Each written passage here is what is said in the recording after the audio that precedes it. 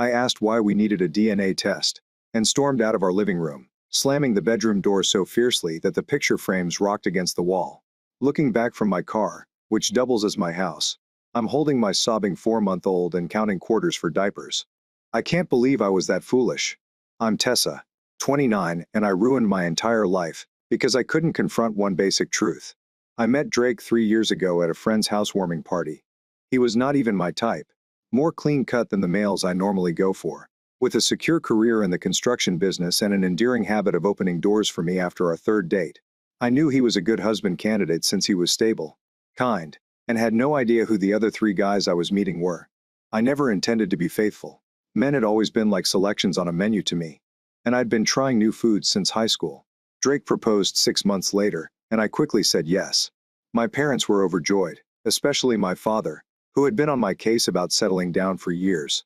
If only Dad could see me today, living in my Honda Civic with his granddaughter, who refuses to look at me. The wedding was lovely, and Drake's family embraced me like the daughter they never had. His mother showed me how to prepare his favorite dishes, and I played the part brilliantly. The dedicated woman who kept her home tidy and always looked presentable behind the scenes. I was still meeting with Victor from the office building next to mine, Austin from the gym, and Preston on occasion when he was in town on business. My daughters, Melissa and Kaylee, were well versed in everything, helping me to keep my tail straight and covering for me when necessary. "Girl, you're playing life on expert mode." Melissa would chuckle when I showed up for brunch with stories about my most recent encounter. I felt I was quite brilliant, scheduling these meetings over my lunch break or when Drake was working late. When I missed my period after 2 years of marriage, I made it a point to arrive home first and have dinner ready. I went into a panic. Drake and I had been trying for a year, but I had been cautious with my previous guys, frequently checking the calendar. I realized it could have been any one of them. But what was I expected to do? Tell Drake there's a chance it wasn't his? No way. So I pretended to be thrilled and astonished when the home test came back positive. Watching his face light up as he whirled me around our kitchen for a time, I convinced myself it was his. Everything was fine until Drake casually mentioned a prenatal DNA test over dinner one night. He responded, "Just to be safe," barely looking up from his plate as if he were asking me to pass the salt. I almost choked on my water. "Why should we get a DNA test?" I demanded, my voice raised. "Are you accusing me of anything?" His expression seemed confused rather than suspicious, which made me even more protective. I lashed out, declaring that he plainly did not trust me and walking away before he could answer. The following few weeks were tense. Drake grew quieter, working later than normal and answering calls in a different room. I noticed him staring at me with a sorrowful, thoughtful gaze that made my stomach turn. But I reassured myself that everything was well. This was simply pre-baby jitters. Meanwhile, I ended things with Victor and Preston but remained seeing Austin. Something about him drew me in. Maybe it was his confidence, or the fact that he never asked me about my life. Someone mentioned the increasing prevalence of prenatal paternity tests during our 5-month celebration dinner with friends. It's currently considered conventional medical practice. Our friend's wife said, unaware she had stepped into a minefield. Drake glanced at his plate while I delivered a speech on trust and commitment. Across the table, Kaylee gave me an odd look. Later, she questioned why I was so protective since I had nothing to conceal. "You understand why?" I snapped and immediately regretted how guilty I sounded. That night, Drake attempted to bring up the test again. "It is not about trust, Tessa. It is about being thorough with medical knowledge." But I shut him down instantly, accusing him of listening to others rather than trusting in us. He slept on the couch that night, and I convinced myself I had won the argument. How was I supposed to know he was already assembling the pieces?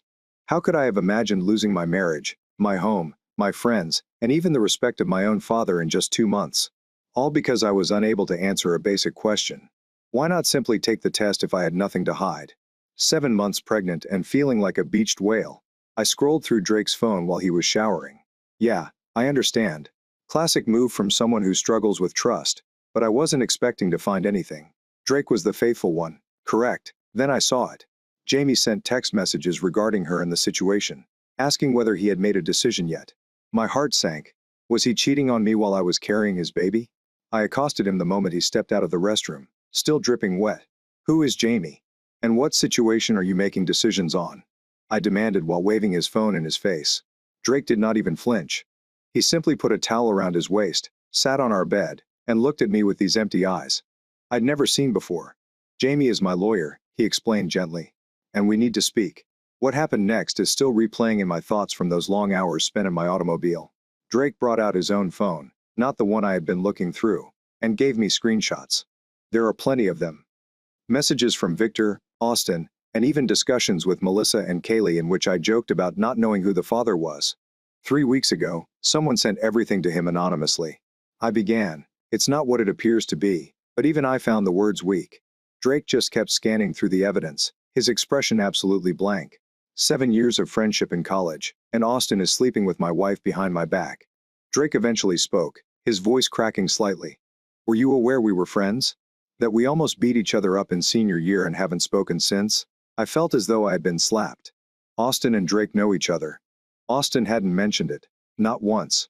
I attempted to assimilate this new information, while also coming up with a defense. It was only once with Victor. I lied. Focusing on the least destructive part is a bad mistake. Whatever you think happened to Austin, stop. Drake, please cut me off. Just quit. I am not having an affair. Tessa. I've been speaking with a lawyer and a private detective. I've known something was wrong for weeks. Why do you suppose I sought the DNA test? I began crying, real tears mixed with the false ones I had turned on for effect. The walls were closing in. If he had seen those texts, he would have known everything. My meticulously organized double life was crashing around me. Drake stated calmly, "I want a paternity test. Now. Not after the baby was born. Don't bother arguing this time." "Fine," I snapped, desperate to salvage something. "Take the silly test." "But, Drake, this is your baby." "I know it is." Even as I said it, I was calculating whether Austin's or Victor's work schedules would have coincided with my fertile window. That night, Drake slept in the guest room. I frantically texted Austin, expecting he'd at least offer some support, only to learn that he had blocked me. The same goes for Preston. Victor returned a single message. "My wife is reading the texts. Do not contact me again." When I contacted Kaylee in tears, she admitted that she was the one who tipped off Drake. "I couldn't keep covering for you," she explained. It wasn't correct. I was totally alone. Something I hadn't done since middle school. There was no backup plan or a safety net of admirers to soften my collapse. Just me, my unborn child of unknown paternity, and a husband who treated me like a stranger he'd discovered in his home. The test was set for the next week. And deep within, despite my denial and self-deception, I already knew what the findings would be. The waiting room at the medical center resembled death row. Drake sat next to me, looking through work emails with at least 2 feet between us at all times. I kept trying to get his attention, to share a moment of connection, but he was absolutely closed off.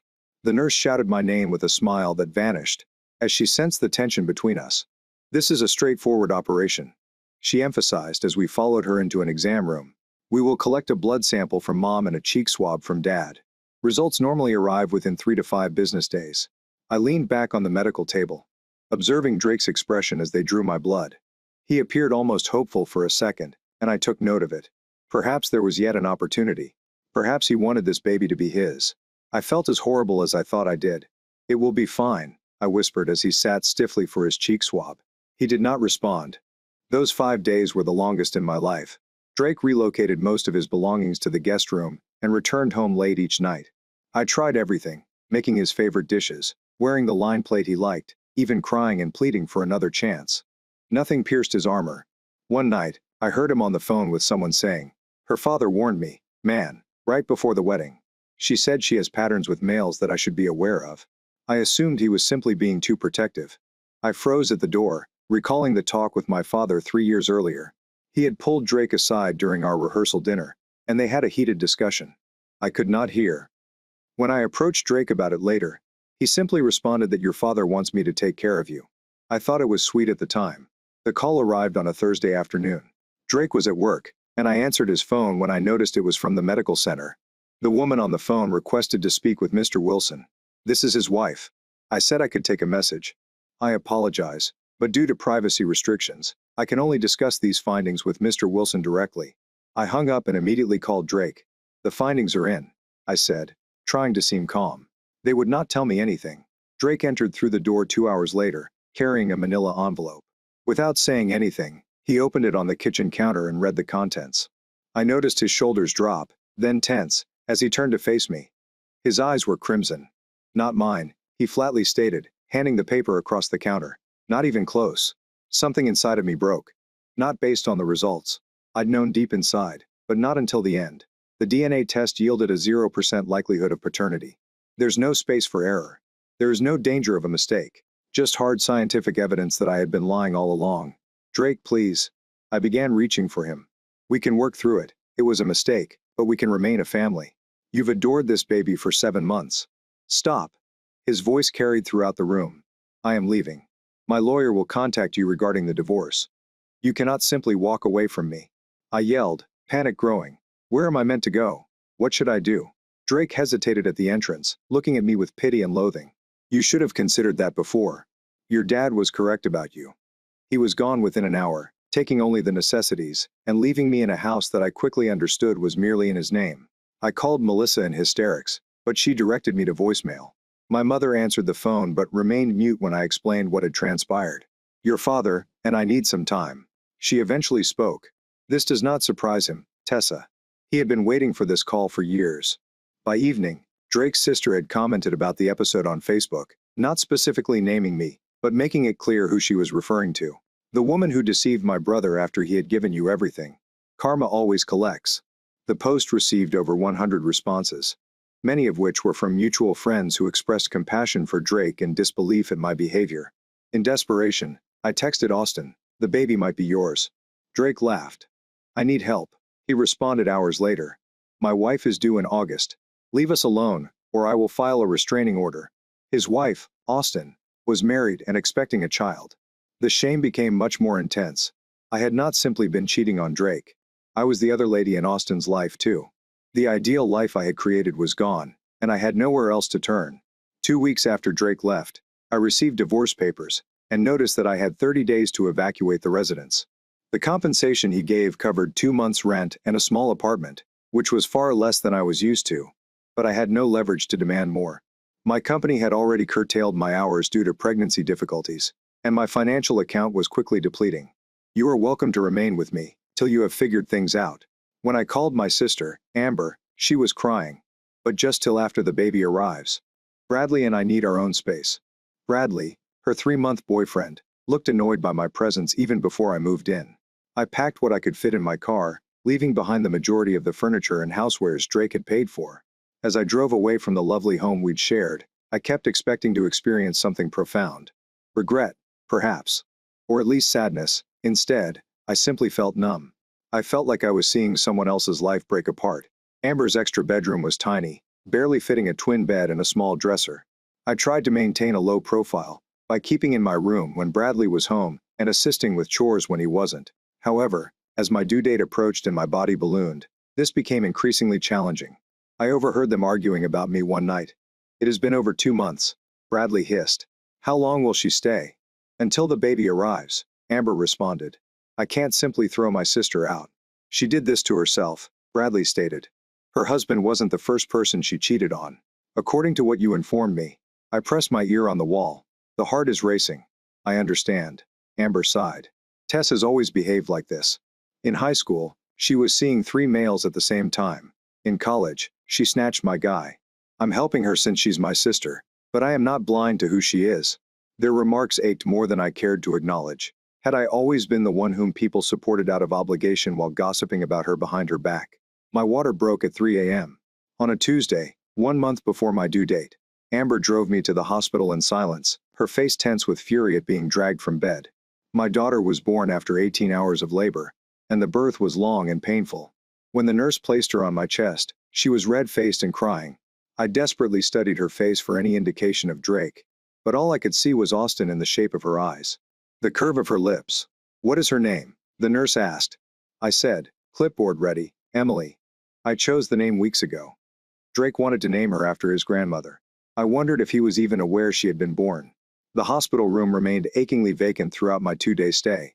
There was no proud father, no flowers, and no steady stream of guests. My mother arrived once, held Emily briefly, and then left after 20 minutes, stating that Dad wasn't ready to see his granddaughter yet. Amber paid visits on a daily basis, but spent the majority of her time on the phone. When we returned to her flat, things rapidly deteriorated. Emily cried constantly. I was fatigued and in agony. Bradley made no attempt to hide his irritation. The walls here are paper thin. He complained after an especially bad night. I have employment in the morning. Can't you take her for a drive or something? Amber invited me to sit down at her kitchen table, 2 weeks after Emily was born. This isn't working, she stated bluntly. Bradley is threatening to go, and I don't want to lose him too. What are you saying? I inquired, even though I already knew. You need to find your own spot. I can offer you 2 weeks. I nodded. I'm too tired to argue or beg. Where might I go? My last paycheck barely paid for Emily's diapers and formula. Drake's compensation money was almost gone. I had previously sold my luxury handbags and most of my jewelry. I considered calling my parents, but the memory of my father's comments, "no better than a bastard," stopped me cold. I spent the 2 weeks asking for emergency assistance, temporary housing, and everything else I could find. Everything had wait lists or required proof, which I did not have.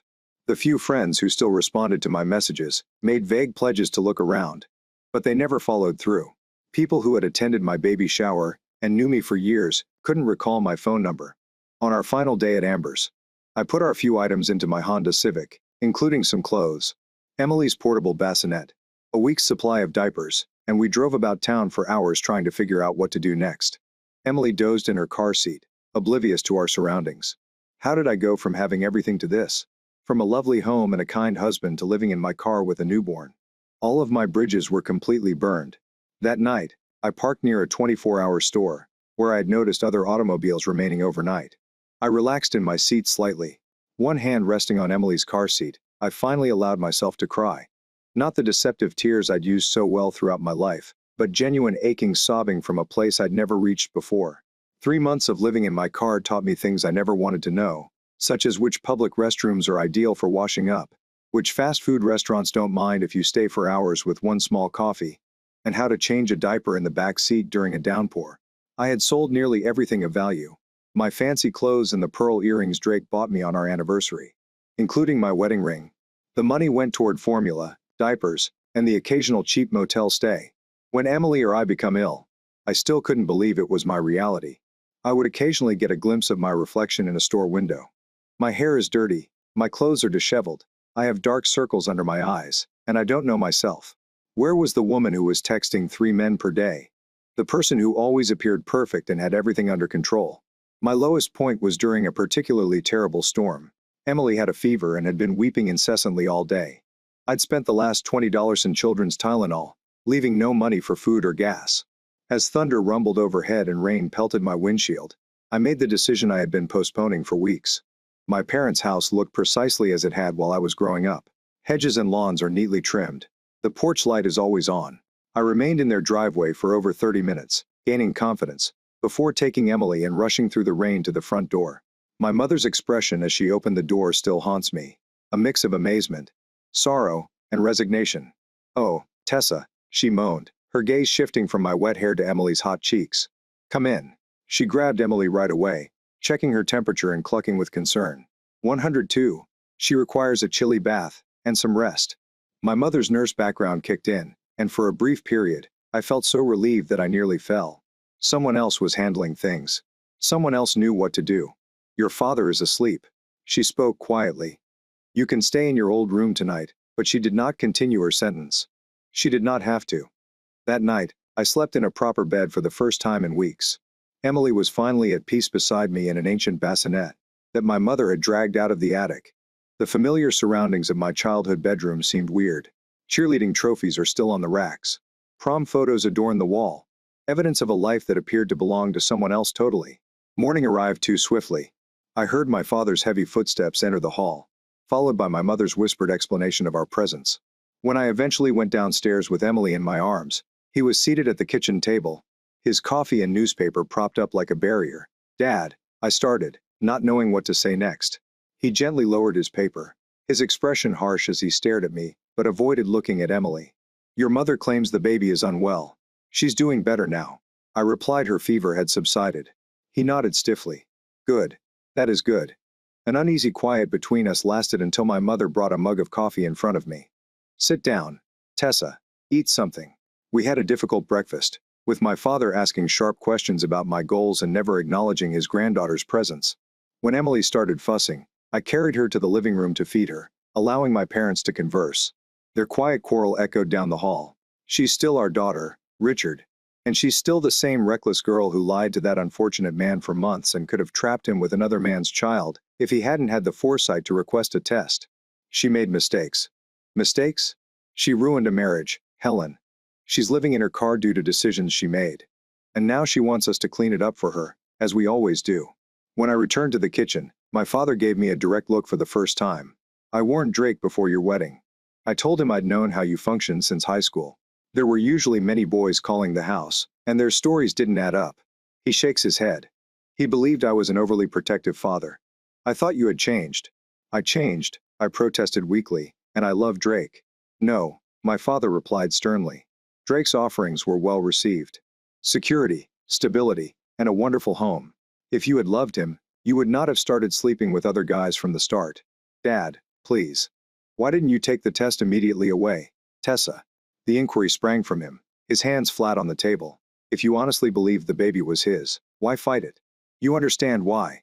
Because you knew, you realized it might not be his. Instead of being honest, you doubled down on your falsehood. His remarks struck me like physical blows because they included something I had been avoiding. The truth. I hadn't taken the test because deep down I knew what it would reveal. I'd risked everything on keeping the lie. I had lost everything as a result. You can stay tonight, my father responded, standing up for the sake of the infant. However, you must solve another problem the following day. I'm not going to enable this anymore. That night, I sat in my old room, staring at Emily and sleeping soundly. I noticed a little birthmark on her shoulder many weeks ago but had tried not to think about it. Identical to one I saw in Austin during our time together. Unquestionable proof. As if the DNA test hadn't been sufficient. I stroked it softly with my finger, finally allowing myself to face the truth. Drake was right to request that test. You have the right to walk away, and I had only myself to blame. The universe occasionally behaves strangely. The day after leaving my parents' house, I was counting change in my car outside a bargain store, attempting to determine whether I had enough for diapers. When someone tapped on my window, I almost jumped out of my skin, thinking it was security telling me to go along. Instead, it was Beth, a woman I had worked with prior to my pregnancy. Tessa, is this you? She inquired, glancing into my vehicle, where Emily was resting in her car seat. I thought that was your Honda. I wanted to disappear. Beth wasn't a close buddy. We merely shared a break room. But she understood enough about my life to see how far I had fallen. Her eyes were not judgmental, which surprised me. Just a concern. Are you all okay? She inquired, glanced at Emily, and then back at me. I pondered lying and putting on the everything is fine mask I'd worn my entire life. Instead, I broke down and told her the whole truth through hiccuping sobs. How I cheated on Drake, refused the DNA test, and ended up homeless with a 3-month-old baby. Beth listened patiently, and then said something I never expected. I have an extra room. It isn't much, yet it's superior to your car. You can wait till you are able to stand up. I glanced at her, anticipating the catch. Why would you help me? You barely know me. Because someone once helped me, she explained simply. When I was in a poor place. Sometimes all you need is a chance to turn things around. Beth's extra room was small, with only enough room for a futon and Emily's portable crib, but it felt like a castle after months in the van. She assisted me in correctly applying for assistance programs, ensuring that I had all of the necessary papers, and following up on a continuous basis. 3 weeks later, I was approved for subsidized housing, a little one-bedroom apartment in an aging complex that was clean, safe, and ours. Around the same time, I obtained a part-time job at a cafe where the owner, a single mother herself, allowed me to bring Emily on slower shifts. The money was little, but it met our basic necessities and allowed us to be around people again. People who were unaware of my past, or judged me for it, assisted me in regaining some self-esteem. I also began therapy through a community program, forcing myself to confront issues I'd been avoiding my entire life. Why did I seek validation from men? Why did I prefer attention over actual connection? Why did I treat individuals like they were disposable? There were no simple solutions, but asking the questions was a start. 6 months after reaching rock bottom, I saw Drake in town. He was at a cafe across the street with a beautiful brunette, laughing over coffee. My old reaction was to march over there, cause a scene, and try to make him envious or feel guilty. Instead, I studied them for a moment before turning and walking the other direction. Later that week, I sent him a letter in which I made no requests, simply apologizing correctly for the first time. I did not expect a response and did not receive one, but it was vital to acknowledge the pain I had caused. My relationship with my family began to improve gradually. My mother began visiting Emily monthly, bringing home cooked meals, and gradually connecting with her. My father stayed distant but periodically inquired about his grandchild. Small steps, but significant ones. 1 year after that wet night at my parents' place. Things remain hard but stable. Our place is tiny but comfortable. My employment barely covers our costs, but we make do. I am still in therapy. I'm still working on myself. I chose to remain unmarried in order to focus on Emily and lay the groundwork for a relationship that neither of us had previously. Last week, I ran into Melissa at the supermarket. She seemed uneasy as she watched me speed through pleasantries before creating an excuse to leave. As I watched her run away, I realized I had no desire to reestablish our friendship. No rage over her abandonment. When things got bad, she belonged to another version of me. When I am no longer interested in being. When Emily is asleep and the flat is silent, I reflect on everything I've lost. The lovely house and the relaxed lifestyle. The man who adored me despite my father's warning. I consider how one simple decision, taking the DNA test when initially asked, could have forced me to confront my behavior before it destroyed everything. Would I have changed? Would I have been a better person if I hadn't struck rock bottom? I will never know. I do know this. When Emily becomes older and asks about her father, I will not lie to her. I will not repeat the patterns that led me here. And when she wonders why we live so simply in comparison to her peers, I'll have to find a way to explain that sometimes losing everything is the only way to figure out what is truly important. I still find myself thinking that the DNA test findings were incorrect, that Drake overreacted, and that everyone abandoned me when I needed them the most. Old habits die hard. But then I see Emily's birthmark, which is identical to Austin's, and remember the series of decisions that got me here. I did it. Me. Not Drake, my friends, my family, my decisions, or my lies. I refused to accept responsibility until it was too late. And that is the most difficult truth I've had to face. I asked why we needed a DNA test. And now I'm a homeless single mother. Even my father calls me a bastard. But for the first time in my life, I'm attempting to be someone who deserves more than that. Not for Drake or my parents, but for Emily and me. It may be too late to change the past, but it is never too late to choose who you will become next. Here's the next story. Broken glass gleamed on the rug, like shards from our previous dreams. A shaking palm reached for answers that never arrived. Whispers of betrayal rang against the walls, accusatory in their silence. My wife stood in the doorway, tears on her pale face. Each heartbeat was filled with the worry that this was the end. Anger surged, followed by a desperation that neither of us had ever experienced. When I peered into her blank eyes, hope felt like a terrible joke. Regret strangled the air, hurting more deeply than any shouted quarrel. Footsteps echoed through the hallway, disclosing long-buried secrets. Before we begin, please let me know where you are tuned in the comments section. And if you like this story, remember to subscribe and switch on notifications so you don't miss the next one. Chapter 1. Carrie. I was lying on the floor, feeling quite sick. The rough surface hurt my back, and my head pounded like a drum. I could hardly open my eyes in the brilliant light. I was in and out of consciousness for what seemed like a long time. I reached out and touched something as my eyes remained closed, then turned on my phone. The sounds of missed calls and messages struck me hard. Each one made my headache worse. Squinting, I noticed many texts from my husband, Ernie. I'm worried about you. Are you okay? Why haven't you responded? Have you turned your phone off? Where are you now? The final message made my heart sink. I hope you do not drink again. He couldn't have known about my suffering. I had been cautious. I tried to rise up and see where I was. But my head hurt again, and everything around me felt unsteady. I realized I was home. I was still wearing the same clothing as yesterday. I couldn't recall how I got back. The last thing I remembered was going for a drink after a long day at work. I just wanted to relax with my pals. But then everything went blank. Ernie. I yelled out, but my voice was feeble. I slowly stood up and stretched my arms, feeling exhausted and sore.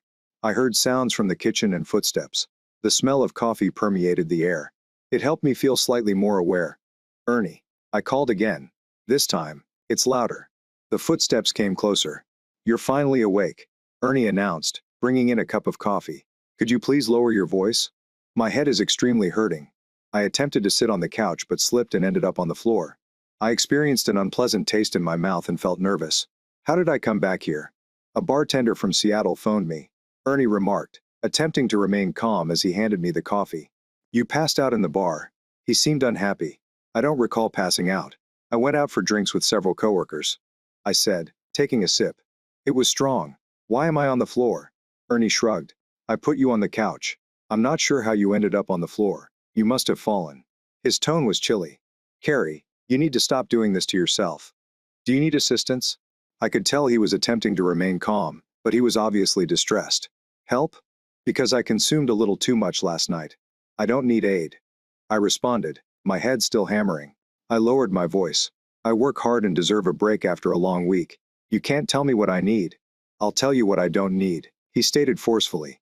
I can't construct a future with someone who doesn't see her own faults. His words struck me hard. My headache felt worse. Honey, it was only once. You're making a huge issue over nothing. My voice quivered slightly. Ernie lifted his arms in exasperation within. Only once.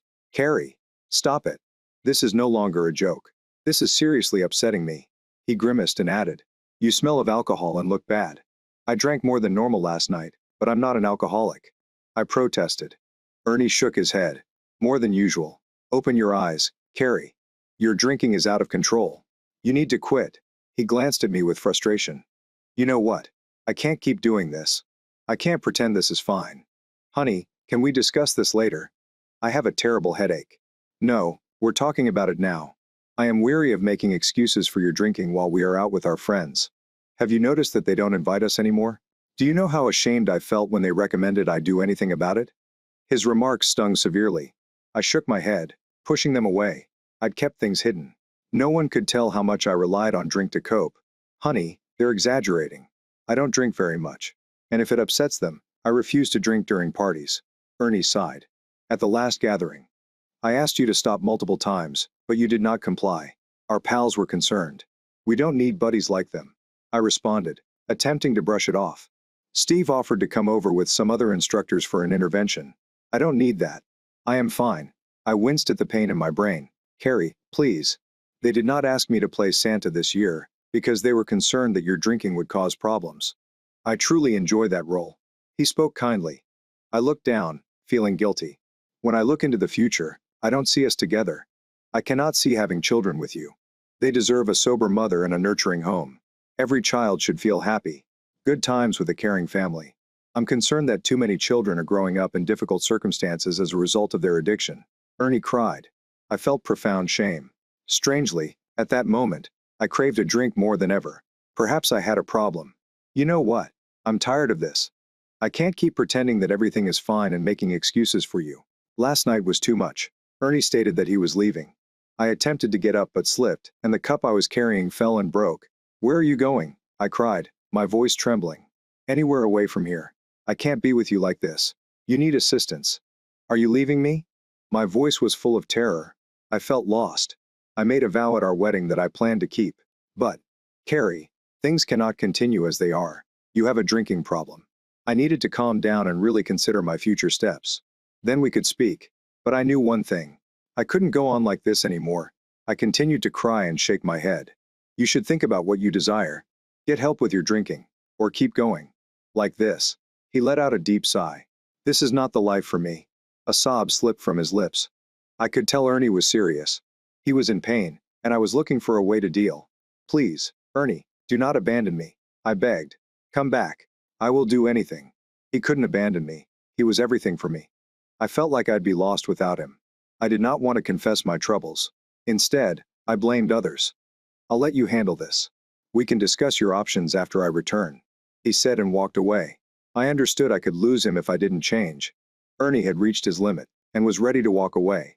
I was afraid because I was unsure whether I could stop drinking. I tried before but failed. What if I was unable to change? Ernie, here is chapter 2. I left the house and went for a walk around town to calm myself down. I felt like I was running away from something. Alcohol was destroying my marriage. I was tired of the lies and the concern for Carrie's health. I started crying and could not stop. I had gone through a lot of agony throughout the years. My wife is struggling. I whispered to myself. I had been ignoring my wife's troubles for far too long. Not anymore. My ideal marriage was not what I expected. I'd been living a dream. Recently, I'd become more of a caregiver than a partner. The future we yearned for was slipping away. Our social lives had disappeared. Our romantic connection felt practically gone. I no longer had the same feelings about Carrie. I could not keep on like that way. She needed help. I needed help.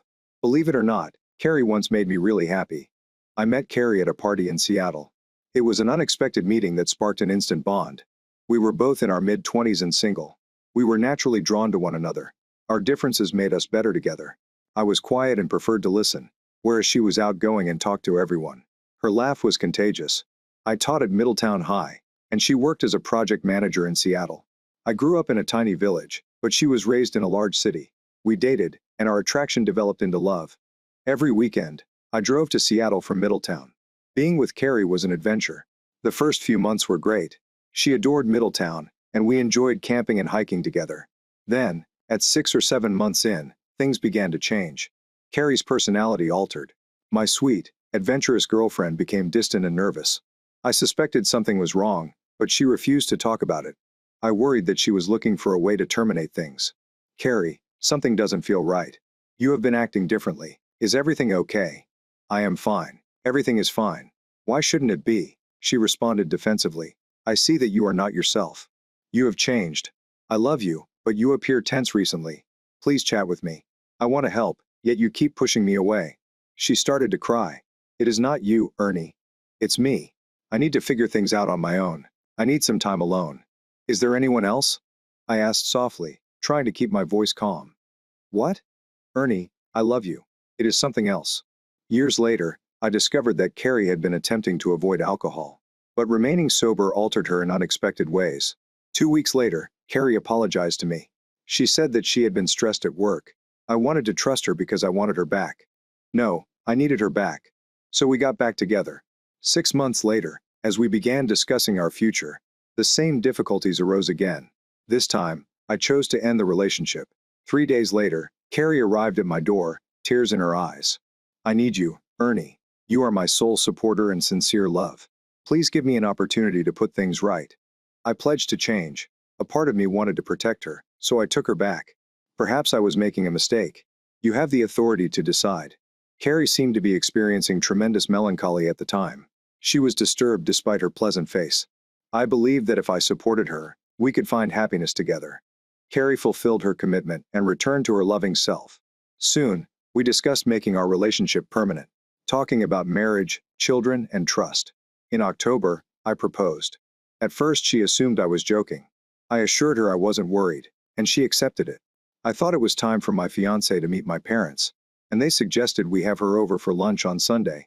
When I told Carrie about meeting my parents, she became very frightened. I attempted to convince her that my parents were nice, but that didn't help much. Sunday lunch went quite well. My folks immediately liked her. My mother, who was really warm and kind, treated Carrie with kindness.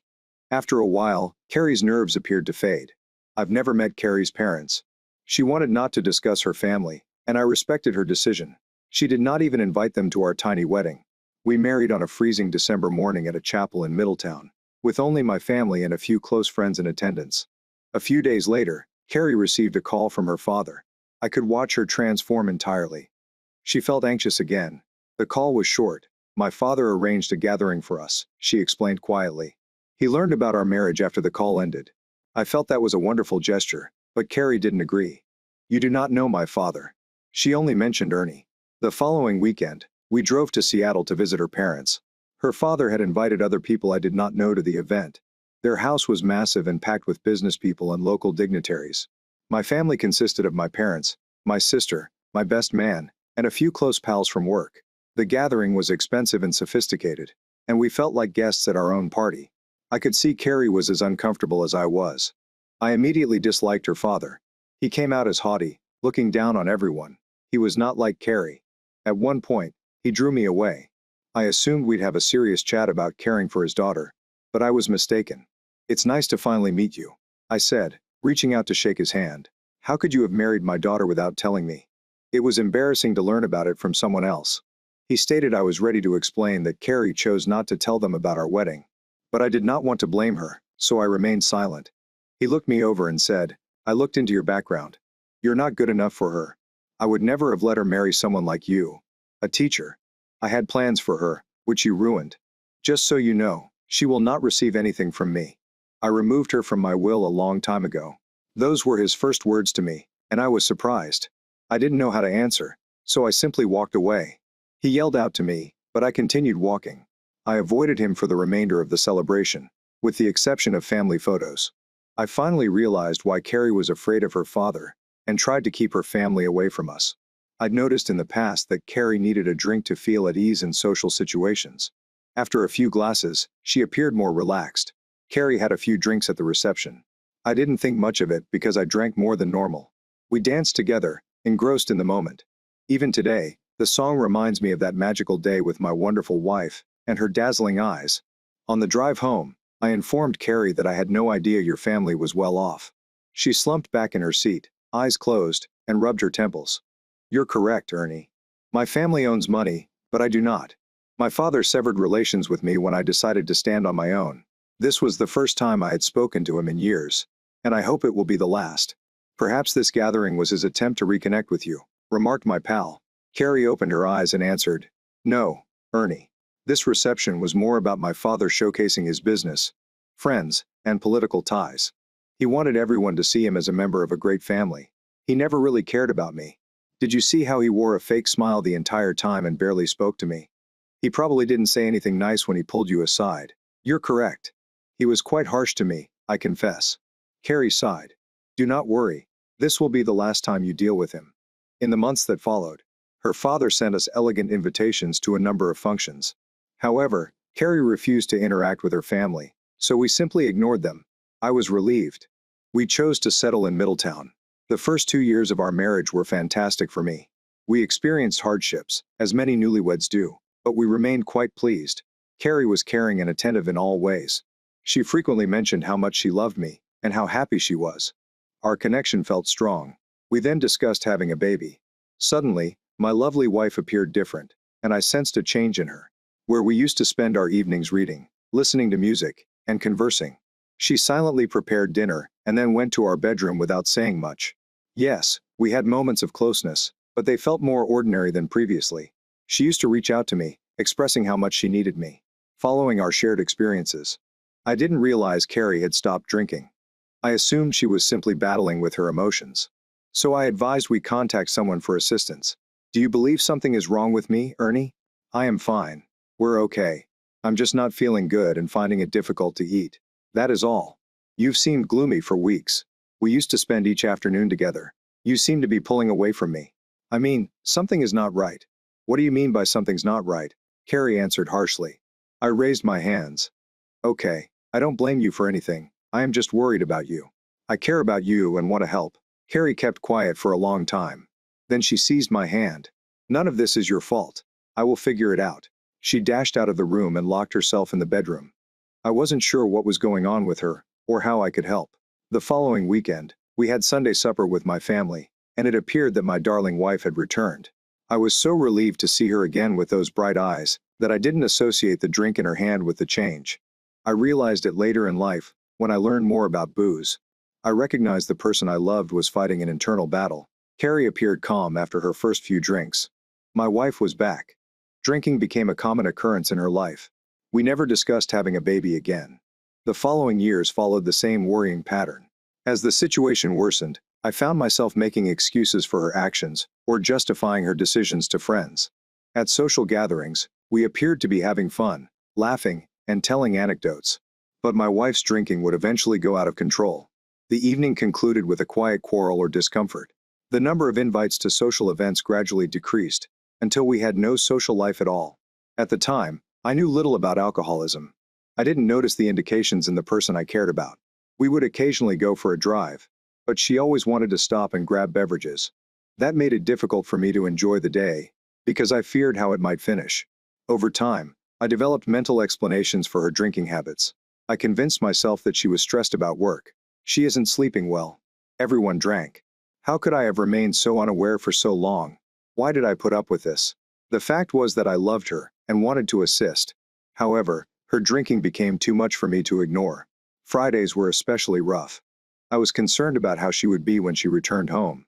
Anger and frustration swelled inside me, and I was fatigued from suppressing them. That difficult night, when I received a call from a bartender, I realized I couldn't ignore the situation anymore. This wasn't the life I wanted. I was prepared to assist my wife if she chose to stop drinking and seek help, but I would not stand by and watch her struggle. Chapter 3, Carrie. I cleaned the living room floor twice and discarded the destroyed rug. After that, I had a long shower and rinsed my mouth with mouthwash. I put my soiled clothing in the washing machine and waited for my spouse, drinking cup after cup of coffee. What if he doesn't come back? What if he's already left me? I went into the bedroom to see whether his clothes were still there. My legs and arms shook. I craved alcohol, but I forced myself to stay sober. When did this nightmare begin? How did I get here? In my final year of high school, I drank for the first time. It was overwhelming at first, but the warmth and comfort I felt made me believe I could do anything.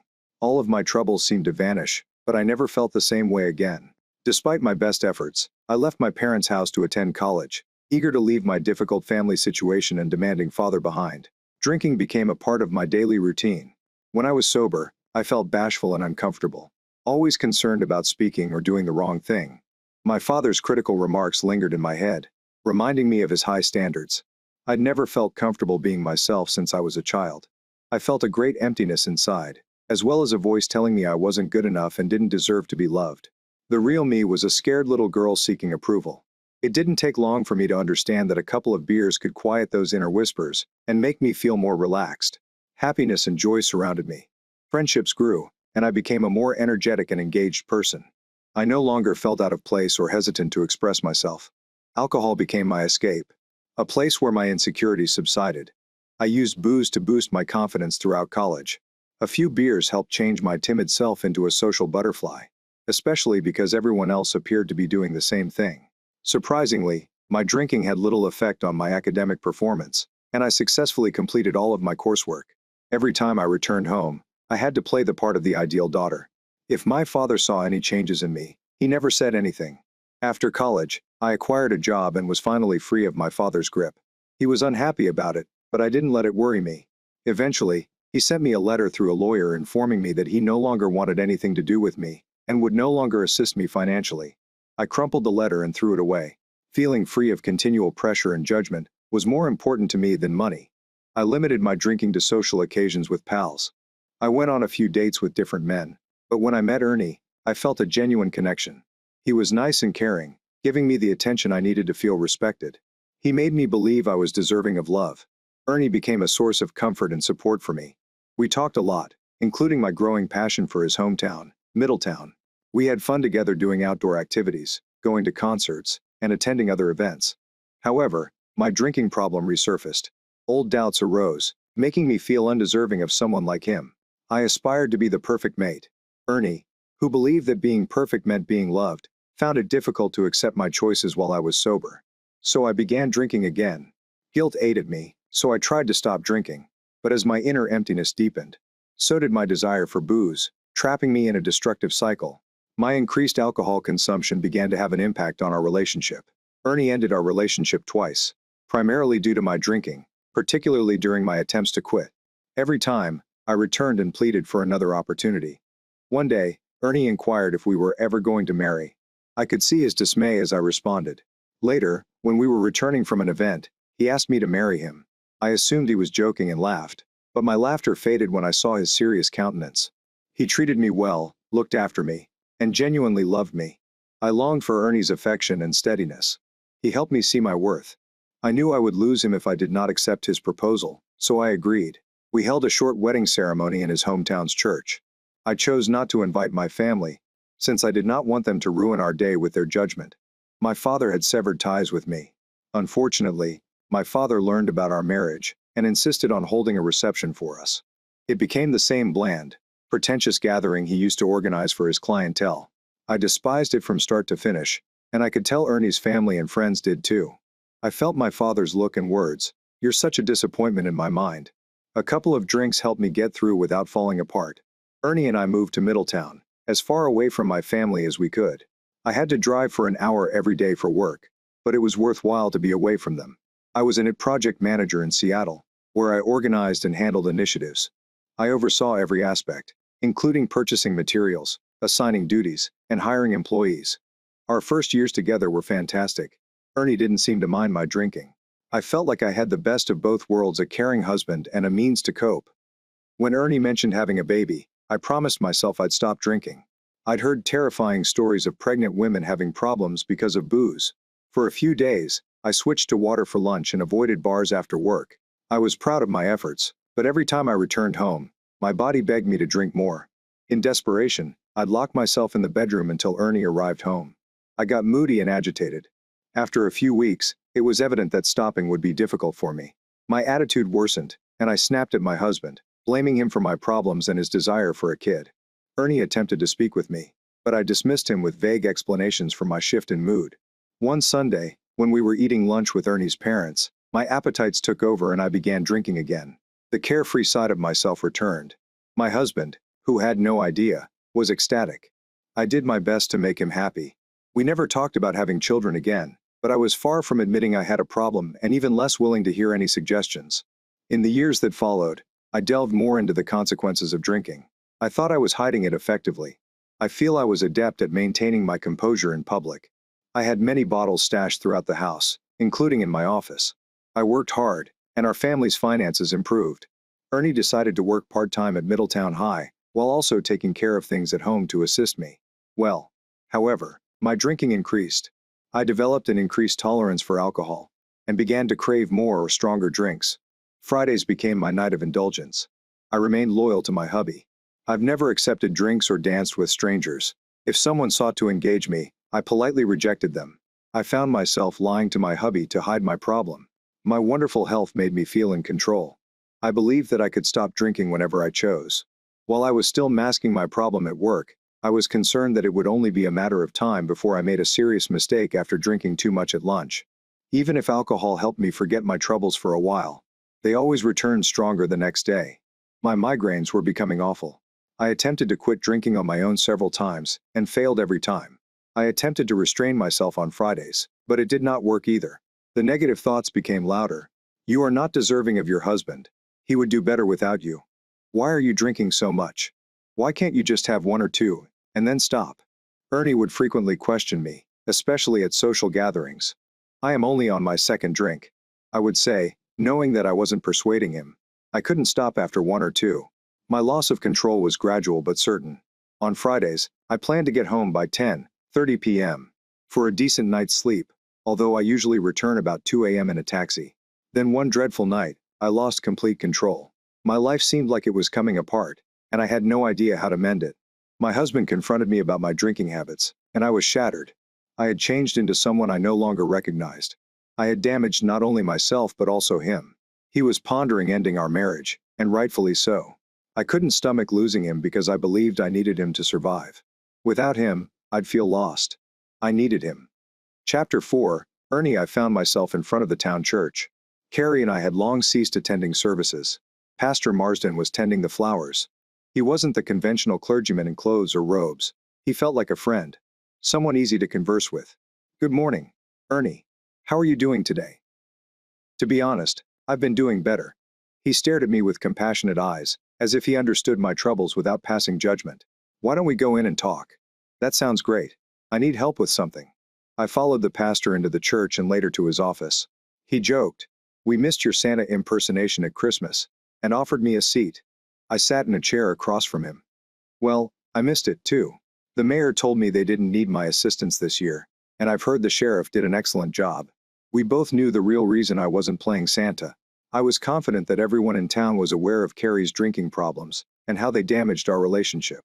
He looked at me pleasantly and asked, "What can I do for you, Ernie? I need your advice." "Of course, I am here for you. Please move ahead. It is about Carrie. She has a drinking problem. I do not know what to do. I'm feeling lost." I began to discuss my wife's drinking problems and how exhausted I was of it all. Once I started, I couldn't stop. He listened intently, nodding as I spoke. Finally, he sat up straight and stated, "I have noticed Carrie's problem." My cheeks felt heated. I felt vulnerable and embarrassed. My wife had put me in a difficult situation again. I should have acted sooner instead of making excuses for her. It was easier to blame, stress, or wish she'd quit on her own. It was easier than facing the truth. I explained, hoping to make sense of my inaction.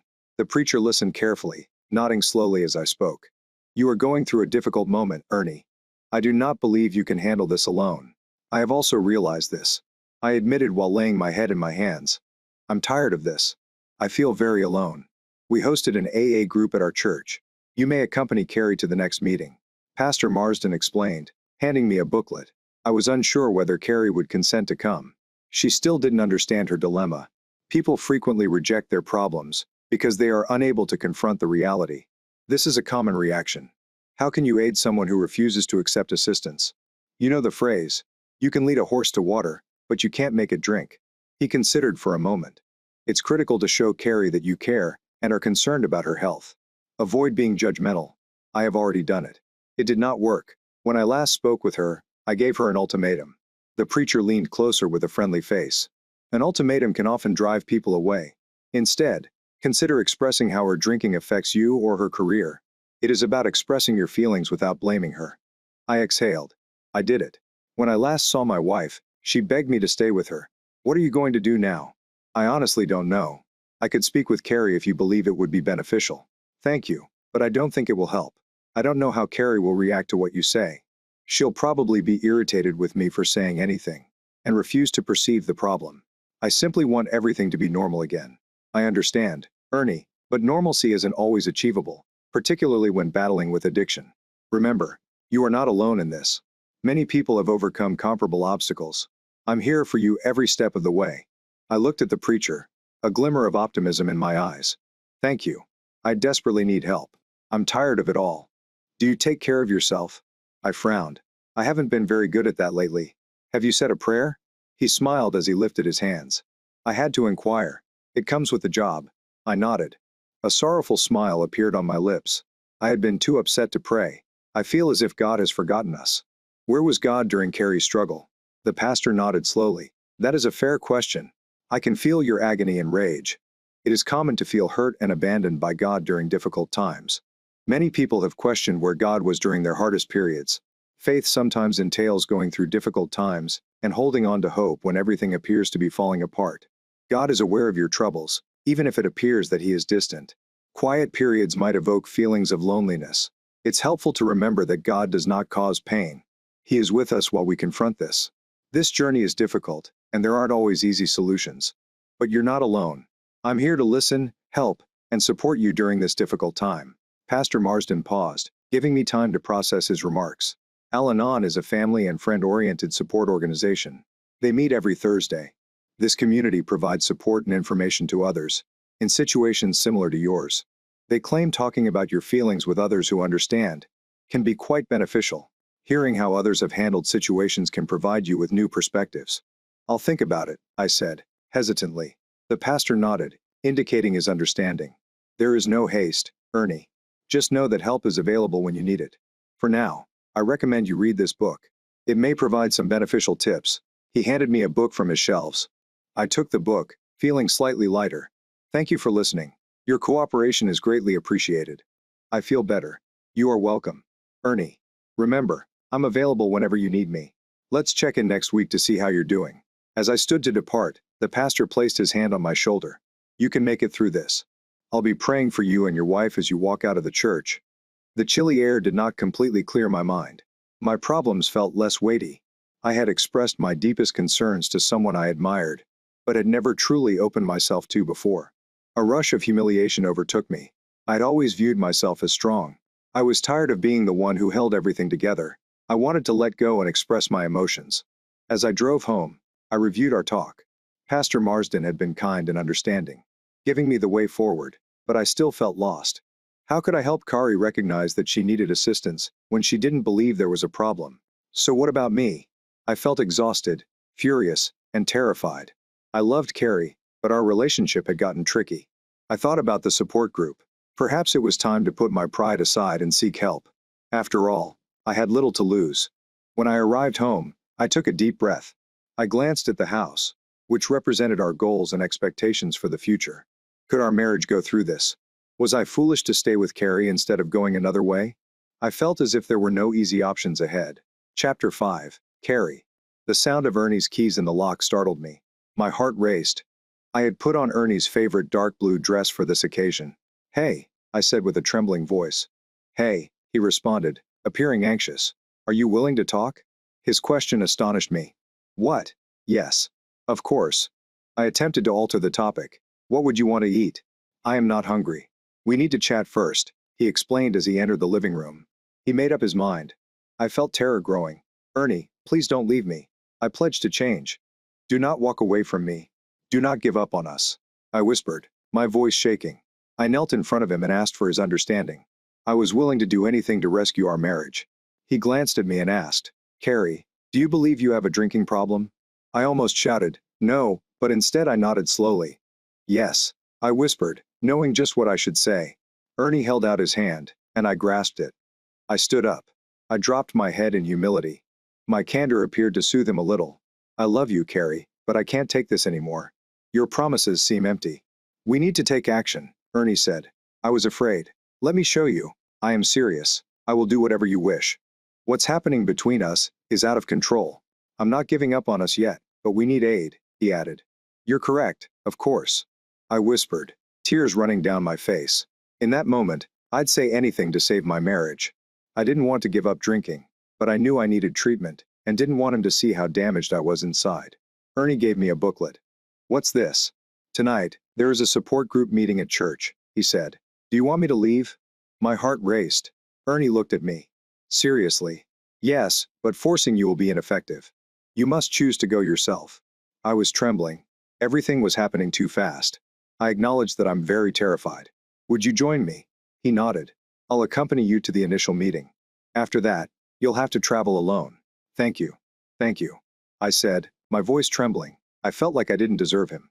"It can also be beneficial for you to speak with a counselor," he said. "Ernie, I might have a drinking problem, but I'm not crazy." I answered defensively. "Carrie, you may not be crazy, but something is pushing you to drink too much. And you must figure out what it is. Otherwise, you'll revert back to previous habits." I read the leaflet. Alcoholism is an addiction. If we wish to overcome this, we will need all of the assistance we can get. When he mentioned we, I felt hopeful. Ernie groaned and stated, "This isn't up for discussion." "Okay, Ernie, I'll go." He shook his head, obviously frustrated. "You do not get it. This is not for me. This is for you. Your life is at peril here." "You're correct. I apologize. I apologize for everything." I cried. I decided once more to save my marriage. I knew I'd be lost without him. "I'll stop drinking and do it for myself. But I need your aid. I'm not sure if I can do it alone." This time, I actually meant it. My mind was filled with worry. "No," Ernie said. "I hope you don't have to find out. I sincerely hope you are serious about this, Carrie. I should warn you that there is no future for us if you keep drinking." I began crying again. The notion of losing Ernie was frightening.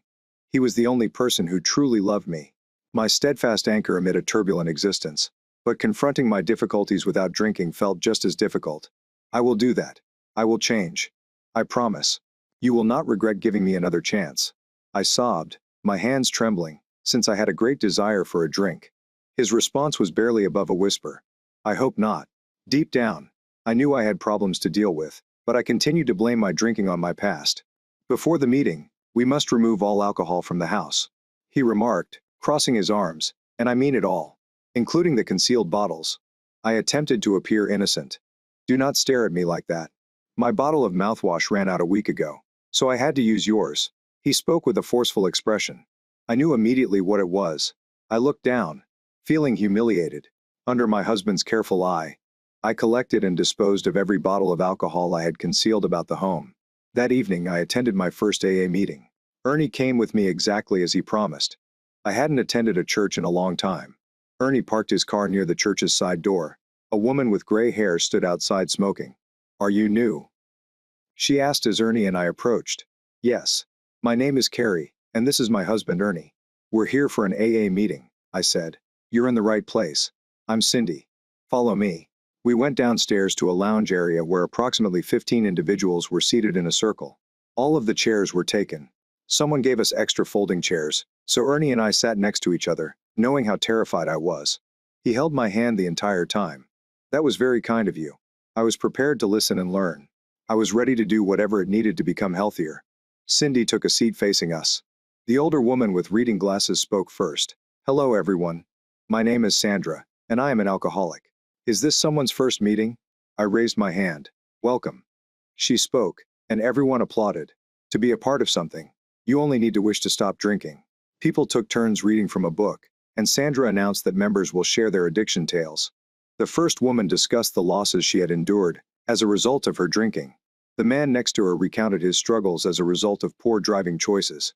Another individual discussed his own troubles. Their stories moved me, because I could connect. I assumed they were from adjacent towns because I didn't recognize any of them. I overheard encouraging comments like, 90 days sober. Take one day at a time. Find a sponsor. Exchange phone numbers. Hi, my name is Carrie. I said uncomfortably, I've been drinking too much. That is why I am here. My spouse, Ernie, is here to support me. I just want to listen tonight. Cindy advised me it was fine to say that if I wasn't prepared to speak. I learned about the 12 steps that many people found useful during their rehabilitation. Sandra pointed at a poster on the wall. It said we admitted we had lost control of our lives due to drinking. I began to feel that a power larger than ourselves could help us restore control. We chose to give our will and lives up to God as we understood Him. A real and courageous inventory of ourselves revealed to God and another person the nature of our mistakes. We were prepared to have God eliminate our defects. I asked Him to help us with our faults. Made a list of everyone we had injured who was willing to make amends. Made direct reparations to those persons whenever possible, unless it would endanger them or others. We continued to take personal inventory and admitted our mistakes. We prayed to improve our relationship with God, as we understood Him. I'm merely praying for awareness of His will for us and the strength to follow it. After experiencing a spiritual awakening through these processes, we attempted to spread the message and live by these ideals in all aspects of our lives. That sounded great to me.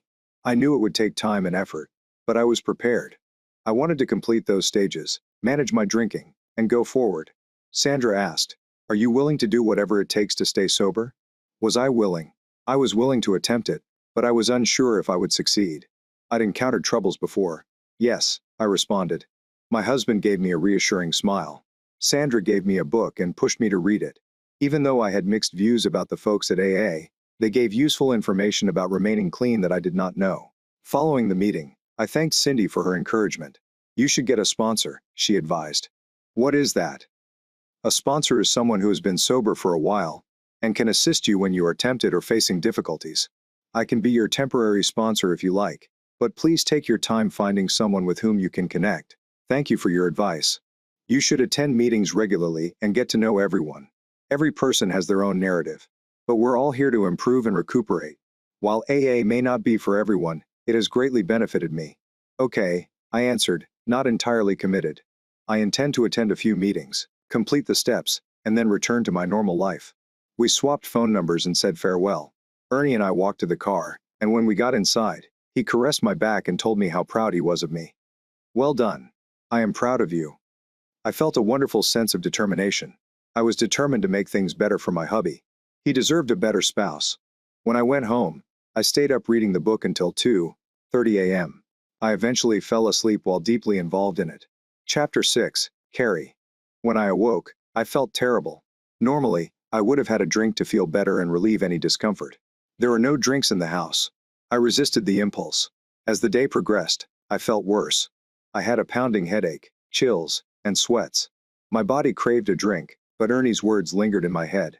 He was there for me, trying to help in any way he could. I felt horrible about what I had put him through over the years. That first night, I only slept for approximately an hour. My dreams were filled with fear, and when I awoke, I felt uneasy. I experienced a nightmare that made me feel powerless. I knew waking up would provide relief, but I couldn't seem to do so. I thought I'd reached rock bottom. In my disoriented state, I kept telling myself that I'd rather endure this anguish than continue living under the influence of alcohol. I spent the weekend in the bedroom, the lights turned out and the shades drawn. I lost count of how many times I went back and forth to the restroom while battling. Ernie encouraged me, ensuring that I drank modest sips of cold water. My head throbbed, and I felt ill to my stomach. It was difficult to keep anything down. Ernie spoke with the local doctor, who offered me medication to aid with my anxiousness. And I finally got some much-needed sleep. By Monday, I wasn't feeling any better, so I called in sick and claimed to have contracted a virus. I had overwhelming impulses to drink. Honestly, if I had felt good enough, I might have gone out. I had to keep reminding myself why I decided to stop drinking. By Thursday, I felt prepared to return to work. Before I went, Ernie said, "You can do this. Remember what is at stake. Call me if you require anything." My manager looked at me and commented, "Carrie, you look tired.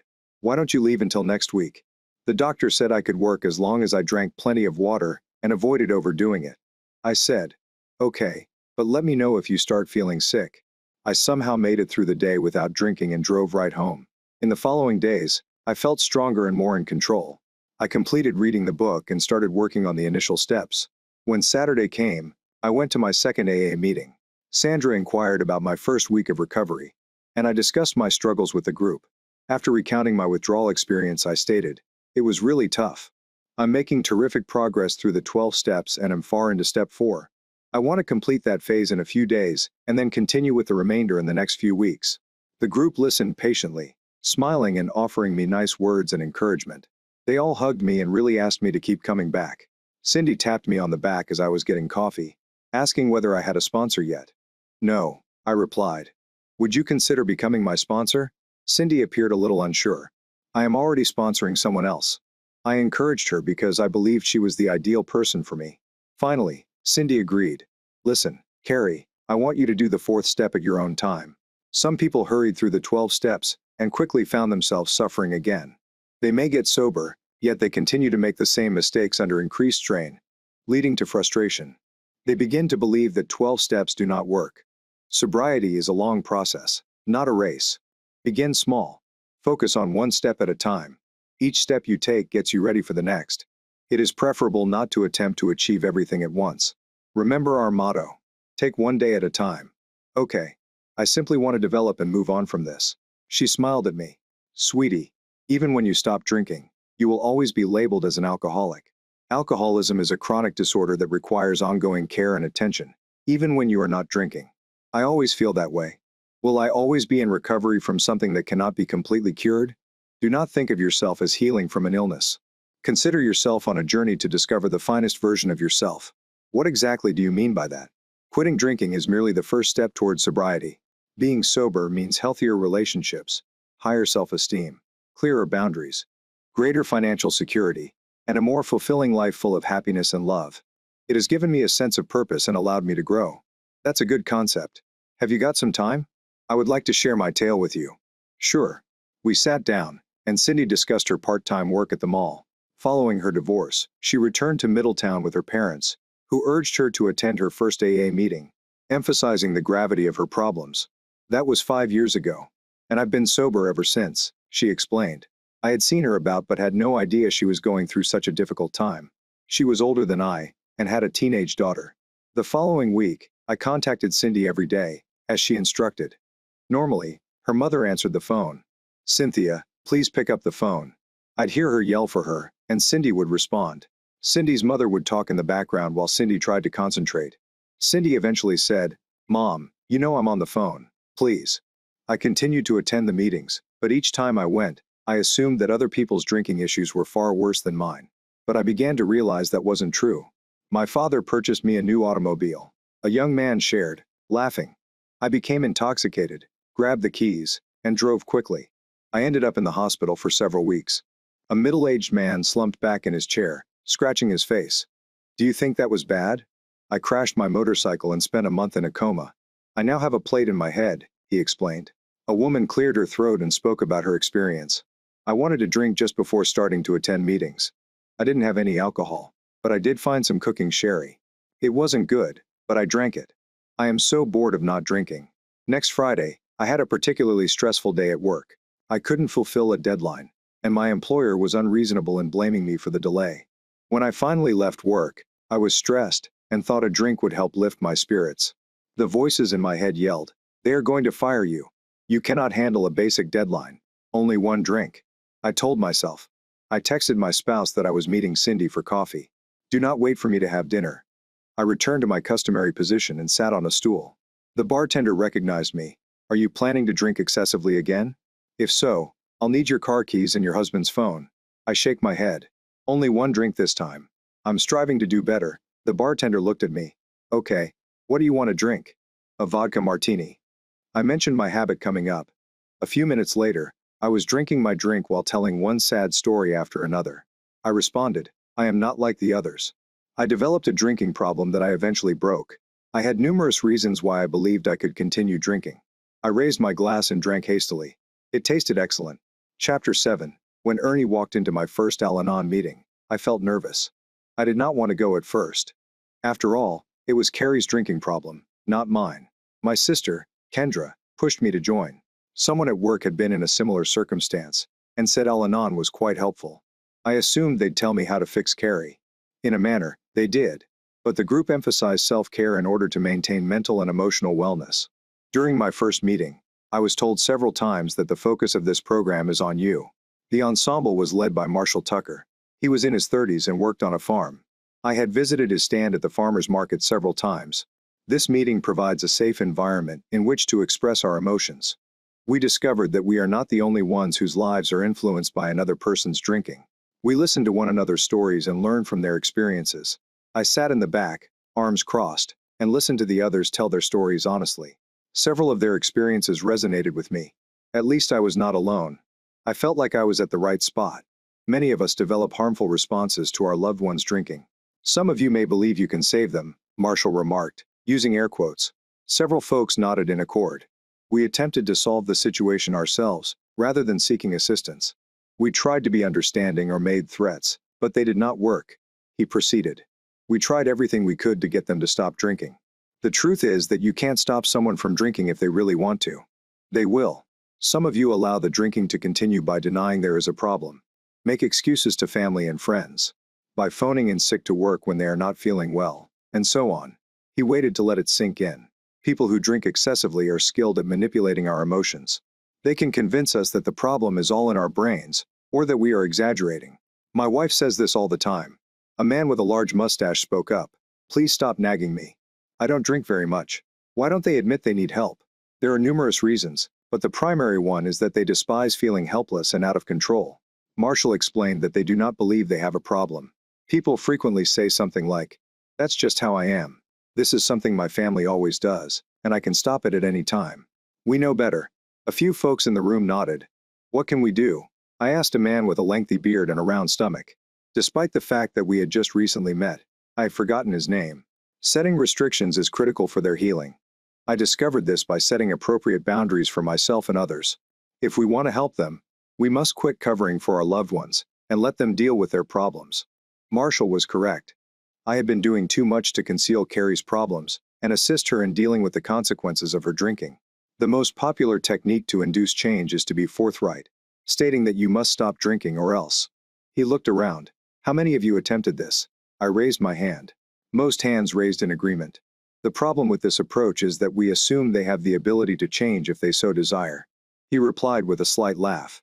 Many addicts would offer anything while denying that they have a problem. These pledges are rarely kept. A man with blonde hair raised his hand. She knows that if she drinks too much, I will leave her. Marshall gazed at him. Really? Listen to what you're saying. If she drinks excessively, she should not drink at all.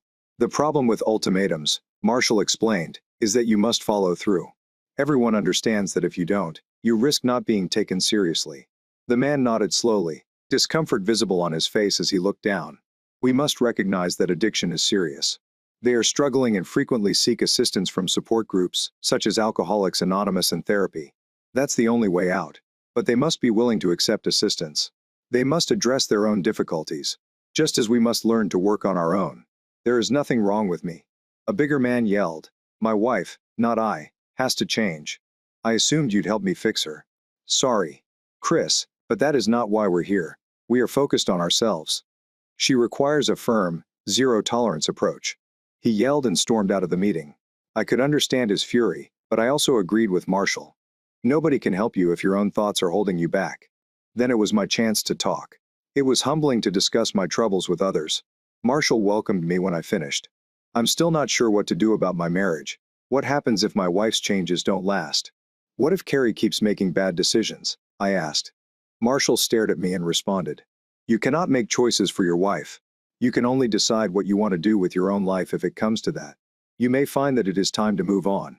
If you choose this option, you will do it with a clear heart, knowing you attempted to help her, yet she refused to change.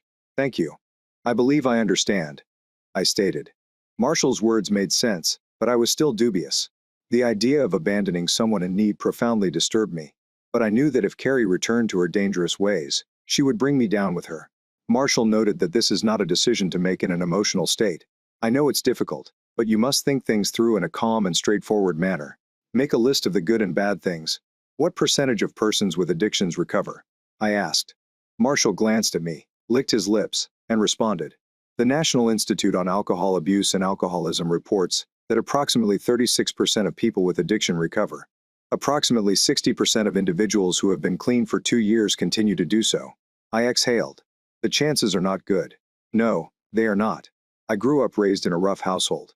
My father loved someone who caused him a lot of trouble, and the relationship did not end well. By the time I was 9, I was frequently searching through the cupboards and pouring away whatever alcohol I discovered to prevent it from being used. It's remarkable I didn't wind myself in a worse situation. I wasn't telling my story for compassion. I wanted you to realize that people are capable of overcoming hardships. Would I leave Carrie if she began drinking again?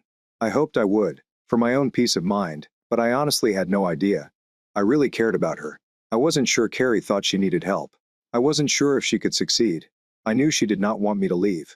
Would her fear be enough to motivate her to seek help? I apologize, Ernie, but there are no easy cures. All you need is hard effort and patience.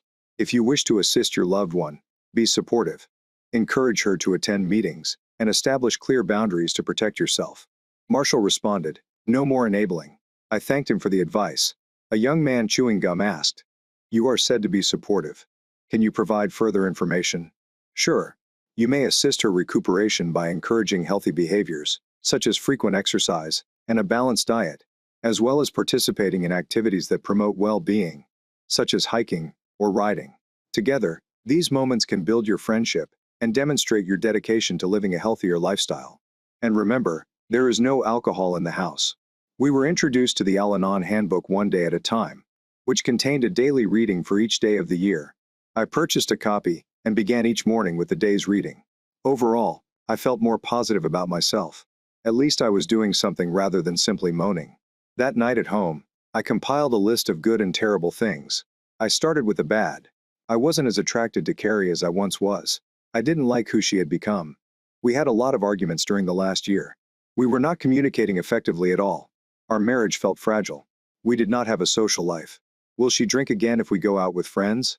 Would our former friends ever invite us back? We maintained a close relationship, but it seemed different. There was less connectivity. Fortunately, we had no children to worry about. But what? I wish to have children in this situation. There was always the possibility of her returning to drinking. When someone has an addiction, can they actually stay better? Except for the final 2 pieces.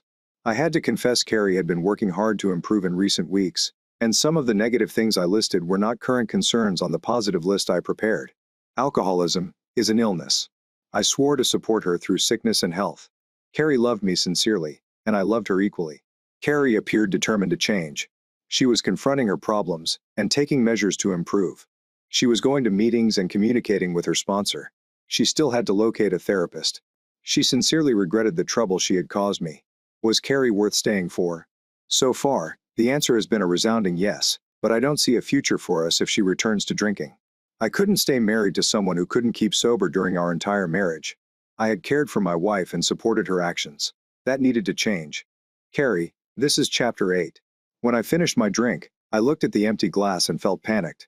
What did I do? Then it struck me. I was having a pretty difficult time with drinking. My marriage was on rocky footing due to my decisions, and I had just taken another drink. I had a great desire to continue. Then negative thoughts crept in. You do not deserve to remain with your husband, and you cannot maintain sobriety for long. I finally recognized that I was no better than others in recovery. I had an issue. I was in turmoil and needed assistance. I paid my tab and swiftly exited the bar. What did I do? What did I do? I cried as I walked to a neighboring park. Ernie's going to leave me. Please, no. I felt a feeling of remorse go over me. I struck my head softly with my hand and repeated, "Stupid, stupid." The want to drink was so great that I knelt down on a bench, broke down and cried. Desperate, the first took out my phone, called Cindy, and explained what had happened. My palms shook when I hung up. I was afraid of what Cindy would say, yet she didn't reprimand me. "Okay. How awful is it? Are you okay? Do you need a ride?" I actually just had one vodka martini. Only one. I promise. Then I felt overwhelmed and rushed away. Calm down. It's not that horrible. The last time I made a mistake, I was in a bad place because I couldn't bear the thought of losing my kid. Are you planning on drinking again? No. But how many people in recovery intend to return to drinking? I asked. You make a good point. But you are determined not to let that happen. To be honest, half an hour ago, I wasn't convinced I had an issue, but now I realize I do. Better late than never. Avoid former drinking buddies in bars. This was my downfall. Do you keep any booze in your office? Not anymore. On my first day back at work, one cleared out all of my bottles. Good. Return to your office and stay until you're ready to drive. I will stay on the line with you. Don't be so hard on yourself. Clean the slate and move on. As I headed back inside the office, tears gently flowed down my cheeks. I felt terrible. What happens if I start drinking again? I finally expressed my biggest dread. I've only been sober for many weeks. Cindy. What happens if I can't stay sober? Oh, no. Ernie is going to abandon me. I cried. Carrie. Calm down. Take a deep breath and exhale slowly. You cannot live in terror of what may happen.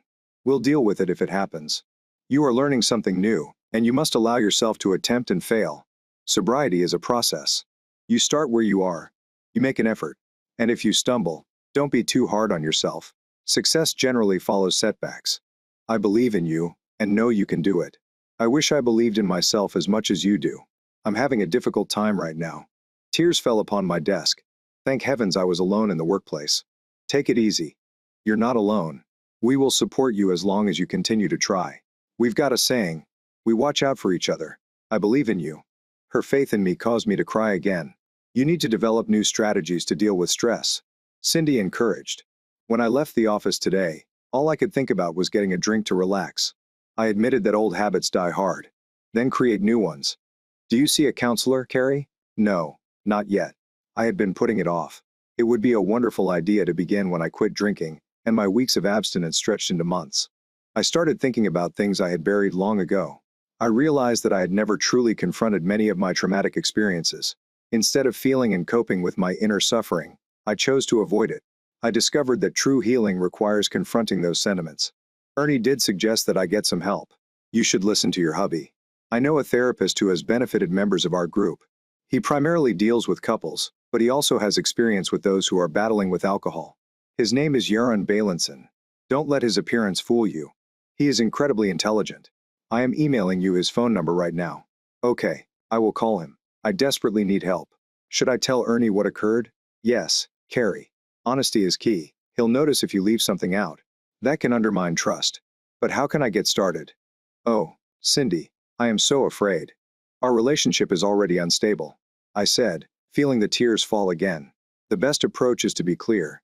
Just state what happened and don't worry about the next hour. Cindy stopped what she was doing to help me. I took a deep breath. Okay, I feel slightly better now. Thank you for being here. Anytime. Carrie. When I arrived home, Ernie was making dinner. Are you all right, Carrie? You appear upset. Ernie said with concern on his face. Yeah. I am sorry something happened. Please sit down. What was it?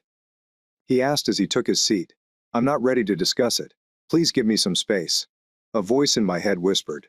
I drank a single drink after work. I confessed, embarrassed. It was only one drink, I promise.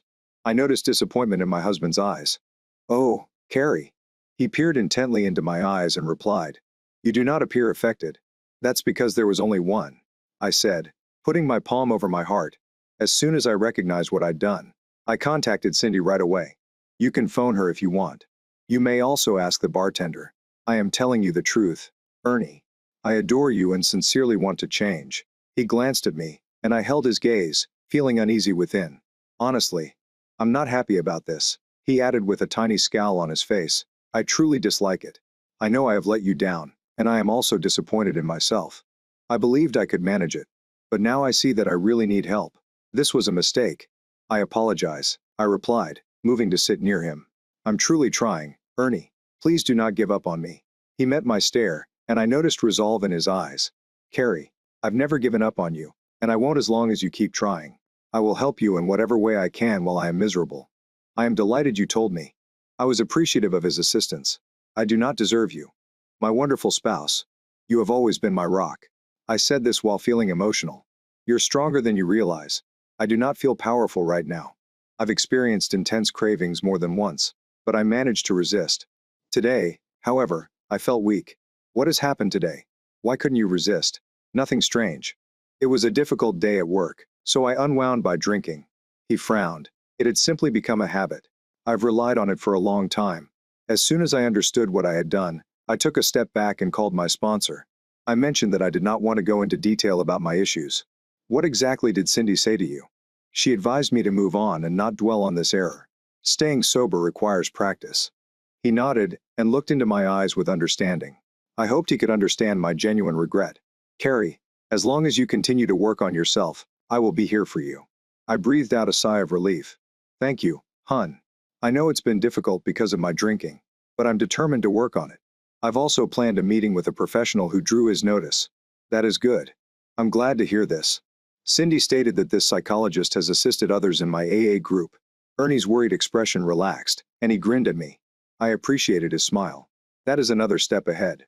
We spent the remainder of the evening conversing and reconnecting as we hadn't in years. Finally, I grinned and suggested we go to the bedroom. I know how to decompress from the day without drinking. Ernie took my hand and brought me into the bedroom. It had been far too long since we had spent quality time together, and it felt wonderful. Ernie, Chapter 09. Trust is the foundation of any relationship. So what happens when it is broken? I still had many walls up when it came to my wife. I realized that if we had a chance to fix things, I needed to break through those barriers. Don't be so hard on yourself, Ernie. You are not silly for being deceived. It happens to everybody. Marshall told me during our next Al-Anon meeting. Several other people nodded in accord. We are easily duped by people closest to us. We don't anticipate them hiding information from us until it's happened previously. It happened, and now I know she has a problem and was dishonest with me throughout our marriage. She claimed she just had one drink, but I'm having trouble trusting her, even if she truly only had one. How do I ensure she will not start again? I asked. You don't know for sure, but she came to you rather than hide it. That should signify something. I nodded slowly. Did you speak with her sponsor or the bartender? No, I did not. Why not? Because she appeared real when she told me. So you choose to trust her? Yes, I suppose I did. I said this while making a face. Why are you doubting that decision? I stated that I did not want to be misled again. I'm rooting for her, but I'm worried she's hiding something. Do you really believe that's what's going on? No, I confessed grudgingly. Ernie Marshall looked at me and remarked, you could go down the path of suspicion, but this leads to other problems. I frowned. What do you mean? You may monitor your wife's activities or check the house for concealed alcohol. Do you understand? I nodded. Yeah. Perhaps if I had done that earlier, we would not be in this situation. Maybe. Perhaps not. The truth is that if your wife wants to drink again, she will find a way, regardless of what you do. It's unhealthy and won't benefit either of you. You drive yourself nuts. Trust me, there's nothing wonderful about that. If she starts drinking again, you'll find out on your own. So I do nothing. Do exactly what you've been doing. Support your wife's recuperation. Be patient and offer a safe environment for her to express her emotions without being judged. Show kindness. According to what you've told us, she's doing her best. It took me some time to put aside my rage for Carrie. I was still distrustful and frustrated with her and the difficulties we had. One day, I yelled at Carrie for no reason. I apologize. I should not have reacted like that. I promptly apologized. I've had a lot on my mind recently, and I took it out on you. You are quite angry. Carrie spoke, her face sorrowful. I have noticed. Not that I blame you. You have every right to feel this way. Not as much as I used to, but I do have a lot of wrath and anxiety, I confess. To clarify, I am angry about the issue, not you. She nodded slowly. A predicament that I manufactured. That burden falls on me as well. I was in denial for a long time and made excuses for your behavior. I lowered my voice. I feel dumb about it. You were having a difficult time, and I kept making excuses for it. She looked down and murmured quietly, don't be so hard on yourself. I am open to hearing whatever you have to say. I am not the partner you dreamed of. I regret how I treated you. Being upset will not help us move forward. Carrie tenderly took my face in her hands. You are the best man and husband I could hope for. You stayed with me even when you could have gone away. I cannot express how grateful I am for your love and support. Her eyes started to gleam. I hugged my wife tight. I am attempting to let go of my anger. It is a process. My mentor told me that my feelings are mine, and I have every right to feel them. But I shouldn't take it out on you. I apologize. I do not want to stay upset. Sometimes everything that has transpired feels too much to bear. I said, trying to remain cool. I understand. My wife responded. Her eyes are bright and clear. She was fighting hard to keep her emotions under control, yet she smiled at me. When I see you and everything you've accomplished. I spoke while holding her hand. The fury evaporates, and all I want to do is support you. Oh, Ernie, you are too nice to me. You helped me find my way back. Tears streamed down her face. Thank you. It doesn't seem adequate for everything you've done for me. My beloved hubby, I love you very much. We held each other for a long time. We sat together on the couch, hands linked. We're talking about Al-Anon recovery, tough love and personal development. We talked late into the night, despite knowing we needed to sleep. I played some calm tunes from my playlist and extended my hand, asking if you wanted to dance with me. She said, I would love to. We danced slowly, glad to be back together. We spent the night enjoying each other's company. Carrie continued saying, this is life. How true. We continued our joyful talk over coffee and breakfast. We were overjoyed to resume our distinctive habit of conversing. Chapter 10. Carrie. I examined the therapist website to ensure he accepted my insurance. His page was full of remarks from joyful couples who said he had salvaged their relationships. Finally, the day for my first appointment with Yaron Balanson arrived. I realized I needed to share my experiences and problems, which made me nervous. I entered the office and waited in the waiting room. The thought that someone might fully comprehend my emotions was so foreign to me that I wasn't sure if therapy would help. A couple exited the room, said farewell to the therapist, and left. Yaron appeared younger than I expected, possibly around 30, and he had a laid-back demeanor. Hello. You must be Carrie. Welcome. Is Carrie okay? Or do you like Mrs. Edwards? Yaron extended his hand, and I shook it. He had a pleasant grin and a soothing voice. That is me. And Carrie is perfectly fine, I said. Come in. We will handle the paperwork later. Follow me, Yaron said, guiding me to the session room. I know you are eager to tell your story. Not really, I admitted, with a slight frown. He laughed softly. You are not the first person to feel this way. There is no need to be so concerned, he replied. I managed a faint smile. I followed Yaron into a big room rather than to a typical couch. There was a unique layout that did not include a desk. Every wall had a different mural praising life. Each one featured large letters, spelling out the word love. The setting was relaxing, with plants and soothing music playing in the background, adding to the room's tranquil sense. There was a circle of pillows on one side of the room. A wooden coffee table sat in the corner, holding bottles of water and a box of Kleenex. There were many photographs on the walls of happy couples, smiling in front of a mirror. Please take a seat, Carrie. Yaron urged. A seat? Where? I responded, gazing around the room. You can sit on the pillows or in the seats, he offered, pointing to some comfortable chairs in one corner. I believe that sitting on cushions helps to create a more calm atmosphere. Okay, I'll try the pillows, I replied. First, we need to build trust between you and me. Everything you say here will be between us. Nothing will shock me. I am here to help you, not to judge you. That sounds great, I agreed. I had been judged enough in my life. So, Carrie, how can I help? Approximately a month and a half ago, I would have stated I was here because my spouse said he was concerned about my drinking, but I wasn't sure whether I had an issue. Now I understand I need assistance. What made you change your mind? Last Friday was quite hectic at work. I did what I often do to cope. I went to a bar for a drink after the first one. It struck me hard. I realized my husband, Ernie, was concerned about me drinking again, and here I was, about to wreck everything. I felt I was jeopardizing my marriage. I understand what came next. I exited the pub, contacted my sponsor, and told my spouse everything. He nodded. How did he respond? He was more understanding than I deserved, I replied, staring at the floor. Why do you believe you do not deserve care and love? That question hit me like a punch to the belly. I do not know, I stammered. I believe you do, but we'll skip it for now, he said, allowing me to breathe. When you contacted me, you stated that you received my number from Cindy. Are you heading to a meeting? Yaron asked. Yes, I am. That is good. Were you sober before that drink? Yes.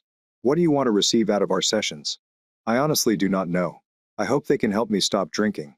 Therapy does not work like magic. I wish I could solve your troubles with a wave of my hand. However, you will have to work hard. My job is to assist you in facing your issues and provide the skills you need to overcome them. Stopping drinking is only the beginning. We must look deeper to genuinely heal. I felt a shiver go down my spine. Can we leave my history behind? Perhaps buried under some rocks? He gave me a knowing smile. Can you really? Aren't those issues the reason you drink? That struck hard again.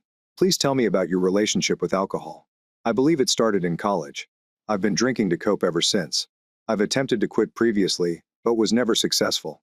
My voice trembled, and tears filled my eyes. I felt guilt creep up my neck. Can you truly help me? I am such a mess. Would you like to help yourself? Yes. That is why I am here. Carl Jung once observed that individuals will do anything to avoid confronting their own souls. Does that work for you? Does the numbness last, or does it return stronger? I looked down. Tears fall. Yaron handed me a tissue, which I took. It always comes back. Drinking made me feel secure and like I belonged. It allowed me to temporarily escape my inner thoughts. Yaron leaned in and softly inquired, "What are those thoughts?" "Say I will never be good enough.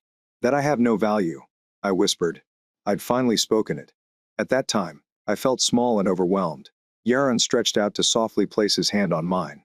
"Whose standards are acceptable?" he whispered gently. "My father." I felt a chill as soon as I spoke it. I will never be good enough for him. Tears began to fall softly. Yaron waited patiently for me to calm down. I wiped my eyes with a tissue. He gave me an understanding smile. "We are making progress. We will talk about your father another time. Carrie, you need more time to consider this." I agreed. I wanted anything to help me feel better. "Thank you," I replied quietly. It's time to explore a fresh approach to dealing with these emotions. A method that does not rely on items to help. That sounds great. He took a careful look at me. "I believe in you, Carrie. You are powerful and capable. You can overcome these feelings and succeed. I will support you in this endeavor. We are now a team. Team Carrie." He gave a friendly smile.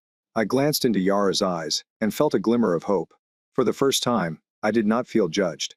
Just understanding and the chance to try something new. You have two options. You can continue to use items to numb the discomfort, or you can seek within and begin to heal. It is up to you. Do you stick with what you know or attempt something new? Just so you know, therapy only works if you are willing to venture outside your comfort zone. So, what would you like to do? I don't want to feel this pain anymore. I want to take control of my life. I cannot lose my hubby. He smiled.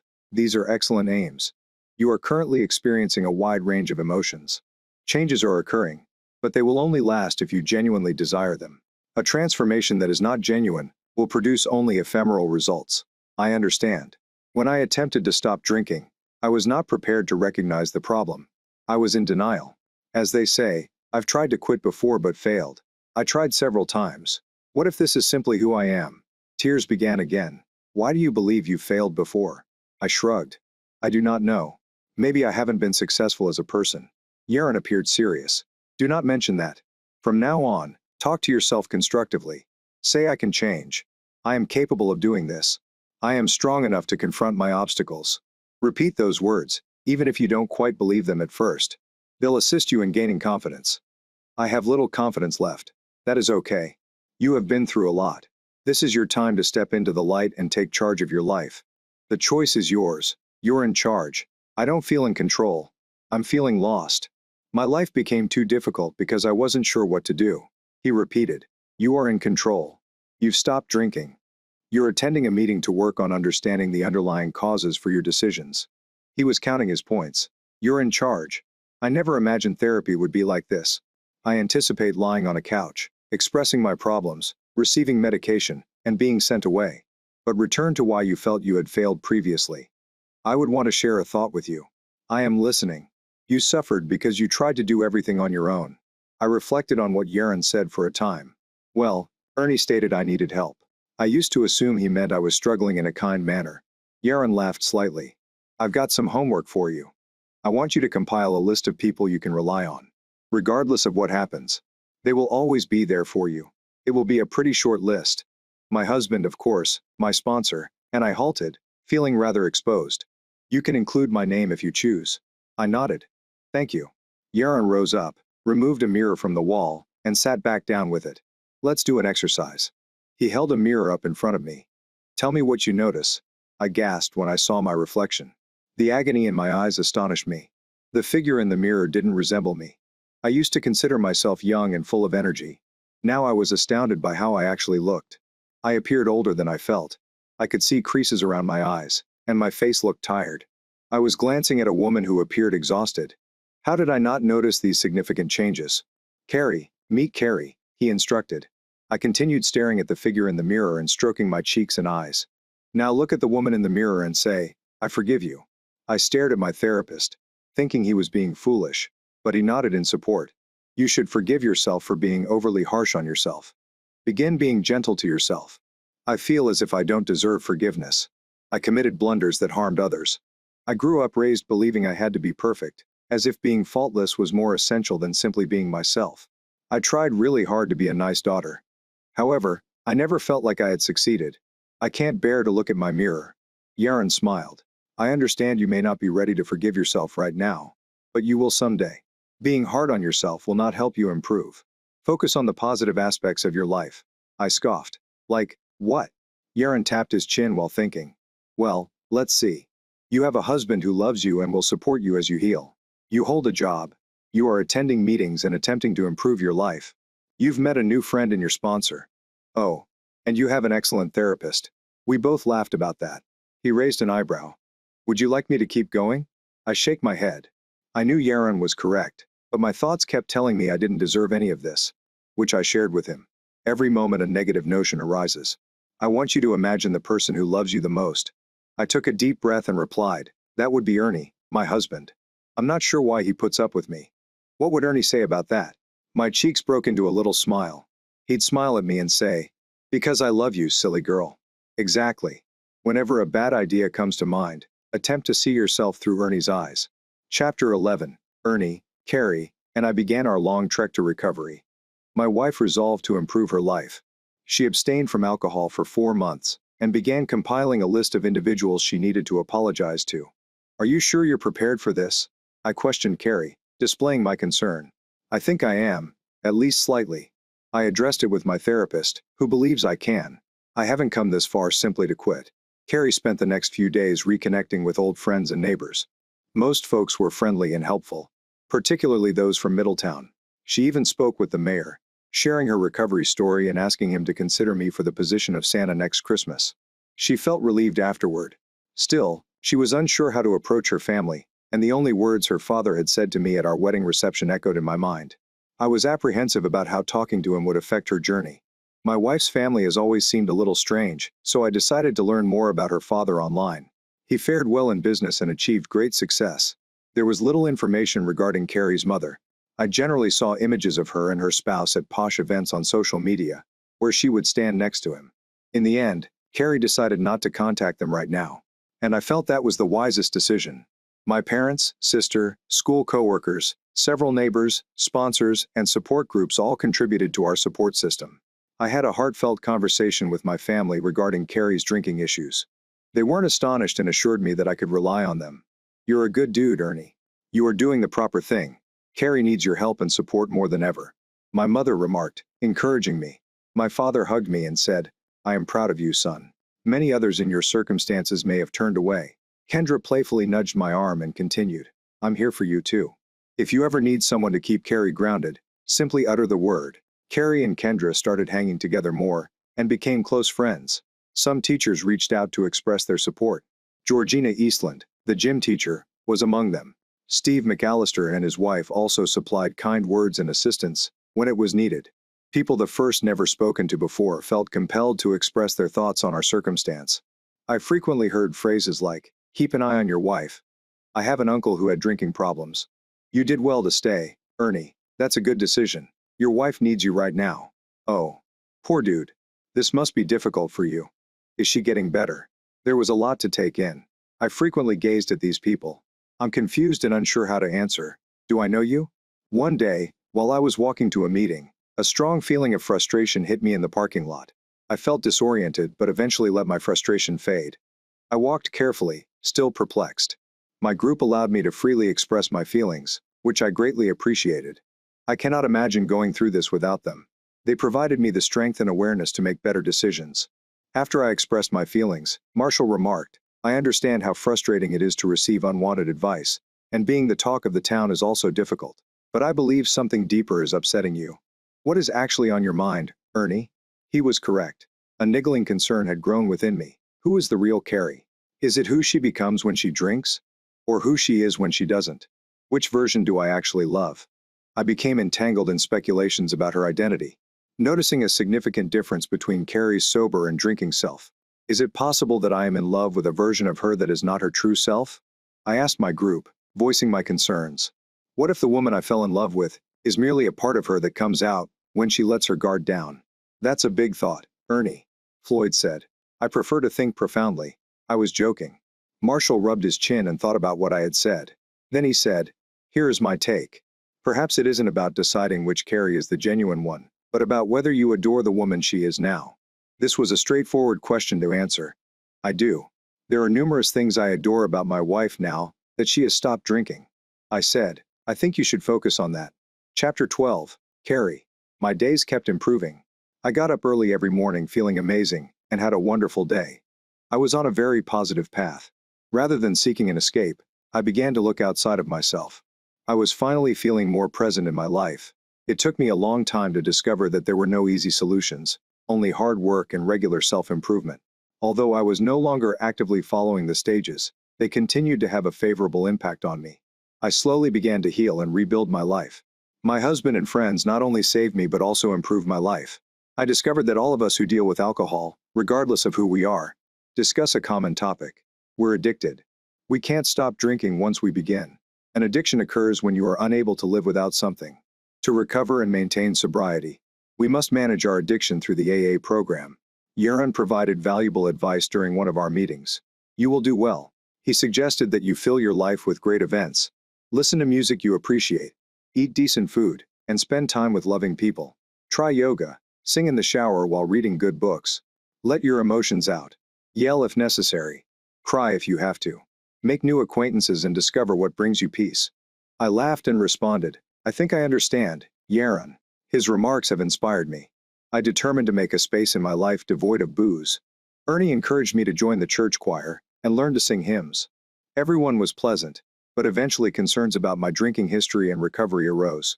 In tiny communities, such as Middletown, it's difficult to keep things hidden. I gladly shared parts of my narrative from Alcoholics Anonymous. We eventually turned to discussing other interests and activities, and I began to form new friendships for the first time in months. I felt like more than just someone dealing with addiction. I was rediscovering who I am. A sense of well-being began to emerge within me. It was light and soft, yet full of promise.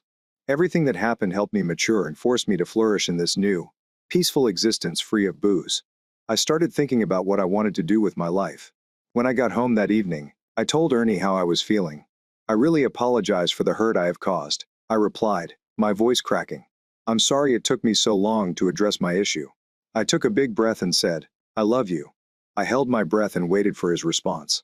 Ernie opened his arms, and I rushed into his hug. My eyes welled up with tears as our faces were so near together. He said, I love you too. You still do? I inquired, surprised and grateful. He said, after everything I've put you through, I do. I clung to him, wailing on his shoulder. I'm still sad about what your drinking caused in our life, Ernie replied gently. But I've come to see that booze has a powerful hold on you. Ernie, I realize I share some blame for where we are. You can't blame yourself for my drinking. I replied strongly. It was difficult to watch you suffer. He explained, I should have helped you more. Sometimes it was easier to ignore the issue and pretend everything was all right. Everything hit me hard only after I found you. I knew I needed to do something about your drinking, or you'd wind yourself in a bad situation. I told Ernie what I had been working on in therapy, and how I was progressing through the 12 stages. When I reflect back, it seems like someone else's life. I remember some of the things I did and feel ashamed. He said, I have a question for you, Carrie. It has been on my mind for a while. Go ahead. I will do my best to respond. I responded, feeling uneasy. He took a big breath and questioned, is how you act when you drink the true you? Who is the serious person who pops up occasionally?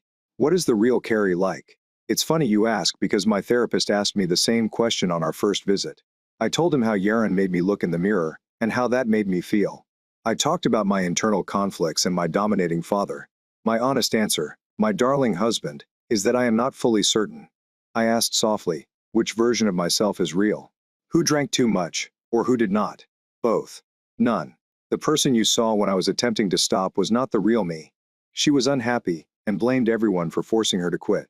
I don't feel connected to her. I can't identify with the fearful woman who required booze to get by. Ernie paused to consider what I had said before nodding gently, and urging me to continue. Maybe I'm different now. I am continuously learning about myself, therefore, I cannot say for certain. I am beginning to like who I am becoming. I hope you like her, too. I replied, holding Ernie's hands in mine. What I do know is that I adore you and hope to remain married to you. Ernie stared at me, lost in thought. I adore you too. He eventually responded. Really? Really. I enjoy the new version of you as well. Chapter 13. Carrie. Rebuilding my friendship with Ernie took some time. We had both good and difficult days. Sometimes we were thrilled, and other times he called me at work to see whether I was truly working late. When I got home, he would apologize for not trusting me. I understand, Ernie. I promised him that I was resolved to leave my drinking habits behind. My major goal was to stay sober, and I was willing to do whatever it took.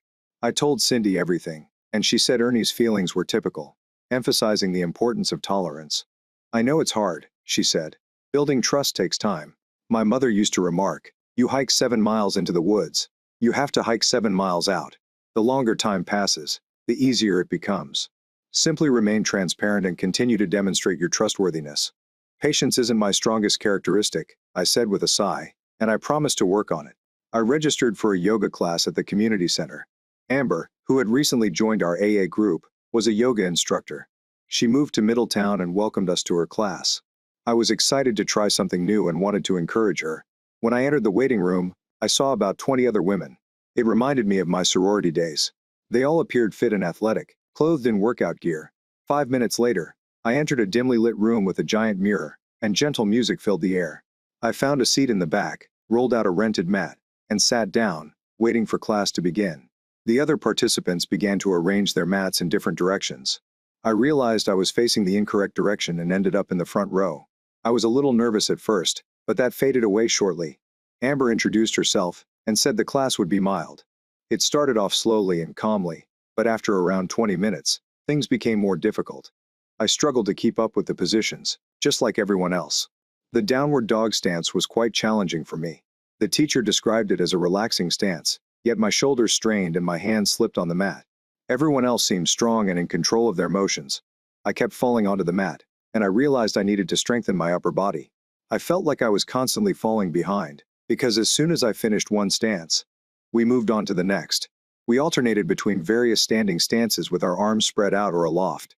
My arms felt heavy, and I tried to hold them up. Nobody else seemed to be having difficulty.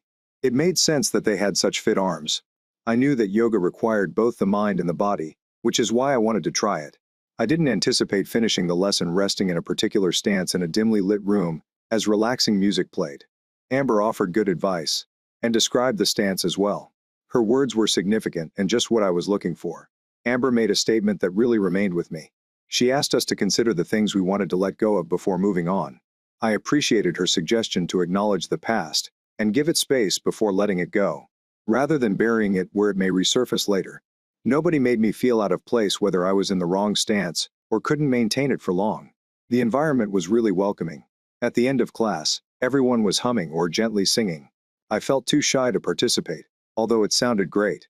After class, I felt great and floated home. The next day, I treated myself to a yoga mat. Chapter 14. Ernie. Carrie had taken her first steps toward sobriety 6 months ago. It seemed like decades ago when our home was filled with concern and uncertainty as a result of her problems. That day, we were sitting on the porch, enjoying the sunset together. Carrie turned to me, her eyes full of appreciation.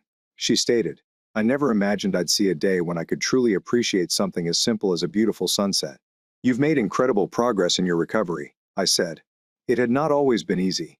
There were certainly difficult times, but watching Carrie happy and creating a life she enjoyed was the most rewarding. Every day seemed like a treasure, and I savored every moment of this new chapter. "Let's go camping over the weekend."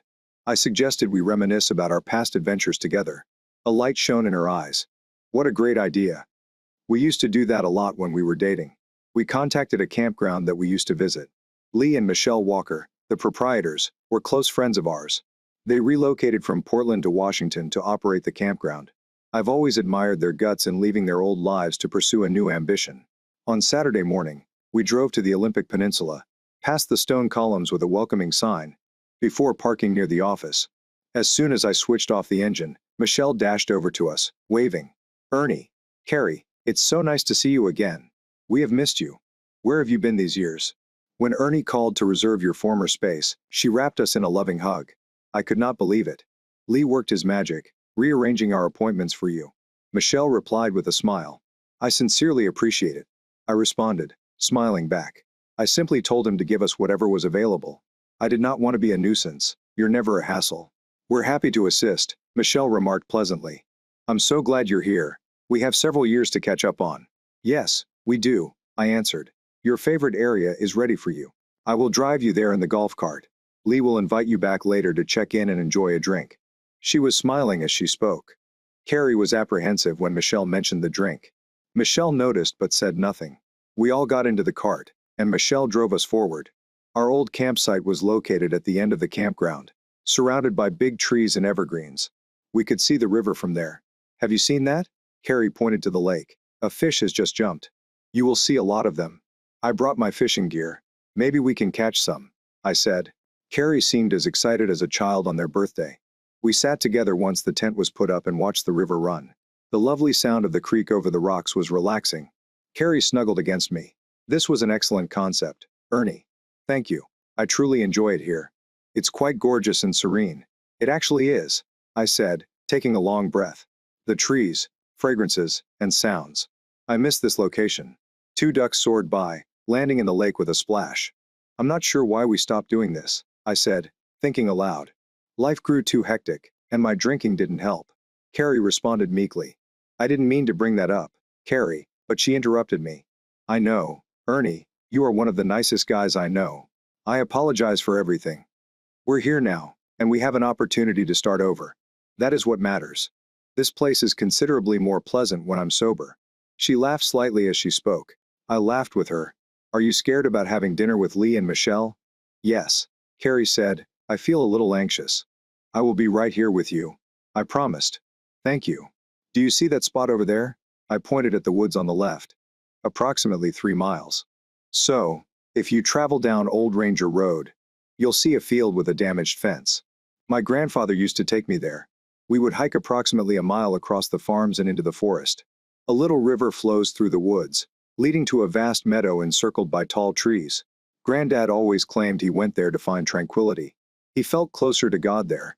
When he had questions or concerns, he would camp out for a night or two to work things out. I never met your granddad. He sounds like an intelligent individual. He passed away before we met. Yes, he was deeply spiritual, I responded. A lot of people talk about God, which I still struggle with. Step 2. Believe in a power bigger than yourself. My father was highly devout, but he wasn't a great father. You don't mention him often. I did not want to pry. My family life, particularly with my father, is a sensitive subject and one of my concerns. You are not obligated to share if you do not want to. Carrie smiled at me. Thanks. I'm worried that talking about my father will ruin our weekend. Her heart raced, and she breathed quickly. I choose to shift the subject. I recently found myself praying when my drinking became out of control. I also quit praying. I was shocked that nothing awful happened. We both laughed. Honestly, the God I knew as a child was terrifying and punishing someone I never felt good enough for. He only accepted me if I met specific criteria, and was never satisfied, regardless of how much I tried. Are we still speaking about God? I asked her. Carrie paused. He seemed a lot like my father. She described herself as being extremely tough and merciless. Tell me, did we stop attending church because you didn't want me to feel uncomfortable? Carrie's words nearly struck the spot. However, being honest would not assist her. I had certain reasons for leaving church. There was a lot of gossip and negative discussion among the members. I grasped her hand tenderly. Carrie, you should let go of the past. You're not that person anymore. I know. It's just. Her voice wavered. I'd give anything to turn back time. I nodded. I understand. What has your therapist said about this? He says it's normal to feel this way. But pitying myself stifles my progress and can be detrimental. He says I should forgive myself. He sounds like a smart guy. Yes, he is unique, but also wise. Lee arrived in his golf cart shortly before 6 o'clock. He had texted us and said he was on his way. Carrie's face brightened up as Lee grabbed her and me into a strong hug. He was a strong man with a long beard and a large heart. I am really delighted to see you both. Sorry for missing you earlier, he replied pleasantly. Hello, big guy. Carrie smiled. Let me take you back to the house so we can talk. Are you having supper with us? Of course, Lee explained, leading us inside. I'll prepare a drink. I've been saving for a particular occasion. Carrie glanced at me with concern in her eyes. I caught eyes with her, and we appear to understand one another. Lee, there is something you should know. I began. Ernie, please allow me. Carrie interrupted. fidgeting with her hands while speaking to Lee. You see, Lee, I am a recovering alcoholic. Oh, Carrie, I am sorry, I didn't realize. We'll forego the beverages. It's fine if you drink, but I'll stick with soft drinks. I've been coming to meetings and have been sober for 6 months. Lee looked at me and grinned. We will have some drinks and juice. That sounds great. Thank you for understanding. Of course. Lee started to get our drinks but halted. Carrie, you have done something daring and honest. You have my respect. Dinner was great, filled with memories of previous summers and shared experiences. We all preferred soft beverages, either Coke or apple juice. Carrie once told her experience in an honest and humble manner. Lee and Michelle listened attentively and asked thoughtful questions. When she finished, we were in tears.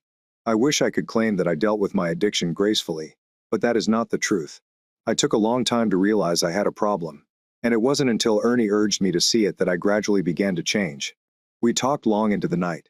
I was having so much fun that I forgot Carrie was struggling to stay awake. Honey, you are tired. I spoke politely. Probably just the thrill of the day. I blame the alpine air. I haven't felt this relaxed in ages. We can make additional visits tomorrow. Carrie apologized as we left. Lee, you better return them to their tent. Michelle joked. She appears to be ready to fall asleep. Carrie remarked, I'm sorry, Ernie, I didn't want to ruin your fun, but I'm exhausted. It is all right. I was also feeling drowsy. Is everything okay, sweetheart? I am fine. She reassured me. I am just tired. I'll be as good as new after a solid night's rest. I hugged her and said, I'm proud of how you handled everything. I am proud of myself, too. She yawned. Sharing my tale with Leah and Michelle was less awkward than I had anticipated. They were quite understanding. We can talk more in the morning. Okay, how did you sleep? I asked my wife, passing her a mug of coffee as she sat by the campfire. Well rested. Thank you. Carrie spoke gently, her voice still somewhat tired. So, what would you want for breakfast? I asked happily. I'll take whatever you have. She smiled at me, her eyes bright. Scrambled eggs. It is. We relished the moment, letting the aroma of coffee permeate the air. Then Carrie broke the stillness. Ernie, there is something I have been thinking about. I felt a twisting in my stomach. I had a notion of what she wanted to say. Go ahead. I replied calmly, despite my racing heart. What are your thoughts regarding having children? I recall what you said about it previously, but I've been wondering if you feel differently now. Her question astonished me. I struggled to find the proper words. I wouldn't mind having children with you now, I said, trying to seem confident, but I didn't really believe it. Carrie's look became sharper. I sense a but. I nodded slowly, but I believe we should wait a bit longer. Her smile vanished. Do you still worry about me staying sober? I halted. How may I express my sentiments without hurting her? I am not doubting you, Carrie. Having a child is a huge responsibility. It's a significant commitment that comes with a lot of stress. Her expression showed a tinge of annoyance. Okay, Ernie, I understand you are upset, I remarked, attempting to read her emotions. Yes, I am. But it is mostly about me. She spoke, her voice trembling. I made mistakes, and now I'm dealing with the consequences. Giving up alcohol was difficult, but I'm finally happy and clean. I have been sober for 6 months, Ernie, 6 months. Her voice grew stronger and more emotional. There were times when I wanted to drink more than anything. But I did not give in. I fought for it. For us. I have to admit that there were times when I wanted to go back to my old ways. But I have not. I joked about running away. That is fascinating. We both laughed slightly. I am afraid, Carrie. I replied honestly. I want to have a baby with you. I want to become a father. I'm simply not sure if this is the greatest time. I'm worried about how it will influence your recovery. I understand, she said gently. Her eyes were now filled with sadness. I really wanted to hear you say it. We fell silent, staring at the dwindling fire. The early sun began to light up the sky with beautiful colors. I am proud of you, I added quietly, breaking the silence. You've come so far, and I love you. Carrie gave a slight smile. I love you, Ernie. We sat silently for a while. The only sound was the soft crackle of the fire as the morning sun warmed our faces. We held hands, a pledge of assistance. Maybe. I proposed that we talk to a counselor about this. Someone who can assist us with relationship and family planning. Carrie nodded, her expression thoughtful. That sounds great. We can figure this out together. As we rose up to stretch, a sense of hope began to replace the stress we had felt previously. It would be a difficult trip ahead, but we would do it together. Chapter 15, Carrie. Steve and Diana invited us to their gathering. Ernie told me. Do you recall them? They teach at Middletown High. I hesitated at first. A rush of worry swept over me. I couldn't believe Ernie was considering this. I felt overwhelmed. I knew he wanted us to see people again, but gatherings seemed too much for me. Ernie. Most people consider a party to be simply a party. However, for someone like myself, it can be really challenging. Are you going to avoid socializing forever, Carrie? Your coworkers hang out. You know, I'm not going out with them anymore. I normally eat my lunch alone. I think you can manage it. Talk with your sponsor and see what she says. If you say no, we will stay home. If you'd like to go, I'll be with you the entire time. Furthermore, the professors are largely from Middletown High, so they understand what you're going through. Of course, they knew Middletown was a little town. Secrets did not last long. A knot of uneasiness tightened in my stomach, a feeling I recognized from the past. But rather than hiding, I had to confront it. Cindy advised that I use the gathering as an opportunity to practice my coping abilities. She explained that learning to deal with these situations is similar to growing strong. Start cautiously and pay attention to your feelings. It seems like a good place to start. The day of the celebration arrived, bringing with it new dread. I felt out of place. Ernie noticed my anguish and softly massaged my hand. The party was packed with people. They were laughing and speaking cheerfully. The intensity made me think of my past. I leaned onto Ernie for support as we moved around, making polite chat. Ernie introduced me to his colleagues and partners. Everyone commented I looked great. I hoped they intended it. I maintained a soft drink in my hand throughout the event. Prepare a response for when people ask why you don't drink. Cindy had proposed. Every time somebody offered me a drink, panic surged throughout me. I'd practiced my response. I am taking a pause to focus on my health. But with each refusal, I felt more exposed and vulnerable. One person would not accept no as an answer. He demanded I try his drink, which frustrated me. Ernie's protective presence was nice, but I realized I had to handle this myself. I am not drinking right now. I don't enjoy it enough to put up with the hangovers, I said with a forced smile. You're drinking the wrong stuff. Try this wine. I bought it myself, he explained, grabbing for my soft drink. No, thanks. I repeated strongly. You're no fun, he grumbled. Ernie gripped the guy's wrist tightly and stated. She said no. I smiled at Ernie and removed his hand before things worsened. To be honest, I was starting to get annoyed by the guy. I am having a terrific time without alcohol. Thanks. I am making healthier choices, and I encourage you to do the same. My tone was pleasant and serious. Don't you miss drinking? He inquired, perplexed. His breath indicated that he had been drinking, and he appeared bewildered. There are times when I miss it, but my life is much better without it. He shrugged and replied, I couldn't do that. He stared at me, puzzled, and then walked away. Ernie squeezed my hand. You did well, he whispered. I managed a faint smile. Thank you, I responded. I almost challenged that guy, Ernie continued, demonstrating with his fingers how close he had come. Thank you, my love, but I need to learn to cope with situations on my own. You will not constantly be by my side to defend me. Ernie still appeared anxious. I am fine, I reassured him with a smile. I am stronger than I realized. He finally relaxed and gave me a soft kiss on the cheek. I love you, he whispered, and I am proud of you. Steve approached, seeming sincerely remorseful. Carrie. I'm very sorry about that guy. I do not know who invited him. He's not part of our group and has been drinking excessively. We'll have to deal with it if he doesn't stop. Then he looked right at me and said, Thank you for being here. We all think you are incredibly brave. How many times had I been the person they needed to assist? How many times had I embarrassed my husband during gatherings? A happy couple contacted us. She was cheerful and dressed in a bright red dress. Her name was Georgina, and she claimed to be a gym teacher, which explains her high energy. Her spouse, Daniel, was taller and slimmer, with heavy spectacles and unkempt hair. I'm Daniel. He spoke, introducing himself. I do not drink either. You can stay with us if you want. My initial reaction was, does everyone know I have a drinking problem? One of my concerns was becoming the focus of attention. Look at her. The woman who does not drink. Daniel appeared serious. He was attempting to put me at ease. Something I surely did not feel at that time. I'm not much fun to be around. I admitted that I had not drunk since I quit. He nodded. I understand. I don't love large parties, either. I prefer to converse one-on-one or be alone. Georgina has a difficult time persuading me to attend these events. His wife gave him a wink and a smile. Daniel seemed a little shy. Are you also a teacher, Daniel? He shakes his head. No, I work in computing. I work from home, creating and managing websites. And, no, I will not repair your computer, he answered. laughing at his own joke. Georgina laughed alongside him, expressing her support. The rest of the evening consisted of polite conversations and fake smiles. But as the night progressed, I began to feel successful. I had made it through the party and was still present when we arrived home. Ernie hugged me tight. "You were fantastic," he said, his voice filled with pride.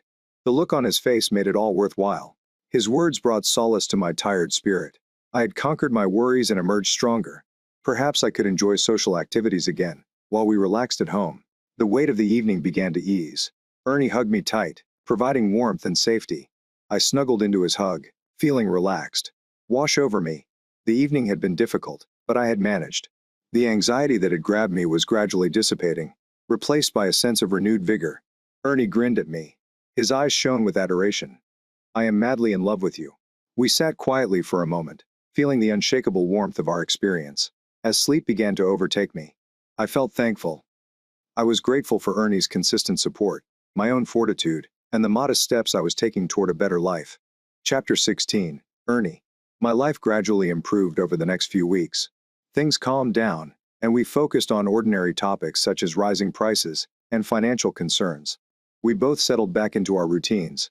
I joined the church choir, and we started attending Sunday services together. We reconnected with our neighbors and friends.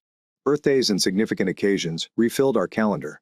We scheduled an appointment with a counselor to discuss starting a family. I wanted to be a father, but I was concerned about how it would impact Carrie's journey. The counselor's office was simple, but the woman at the desk was friendly and pleasant. Dr. Evans, as her nameplate showed, had a friendly grin that did little to calm my stomach. Carrie sat next to me and placed her hand on mine.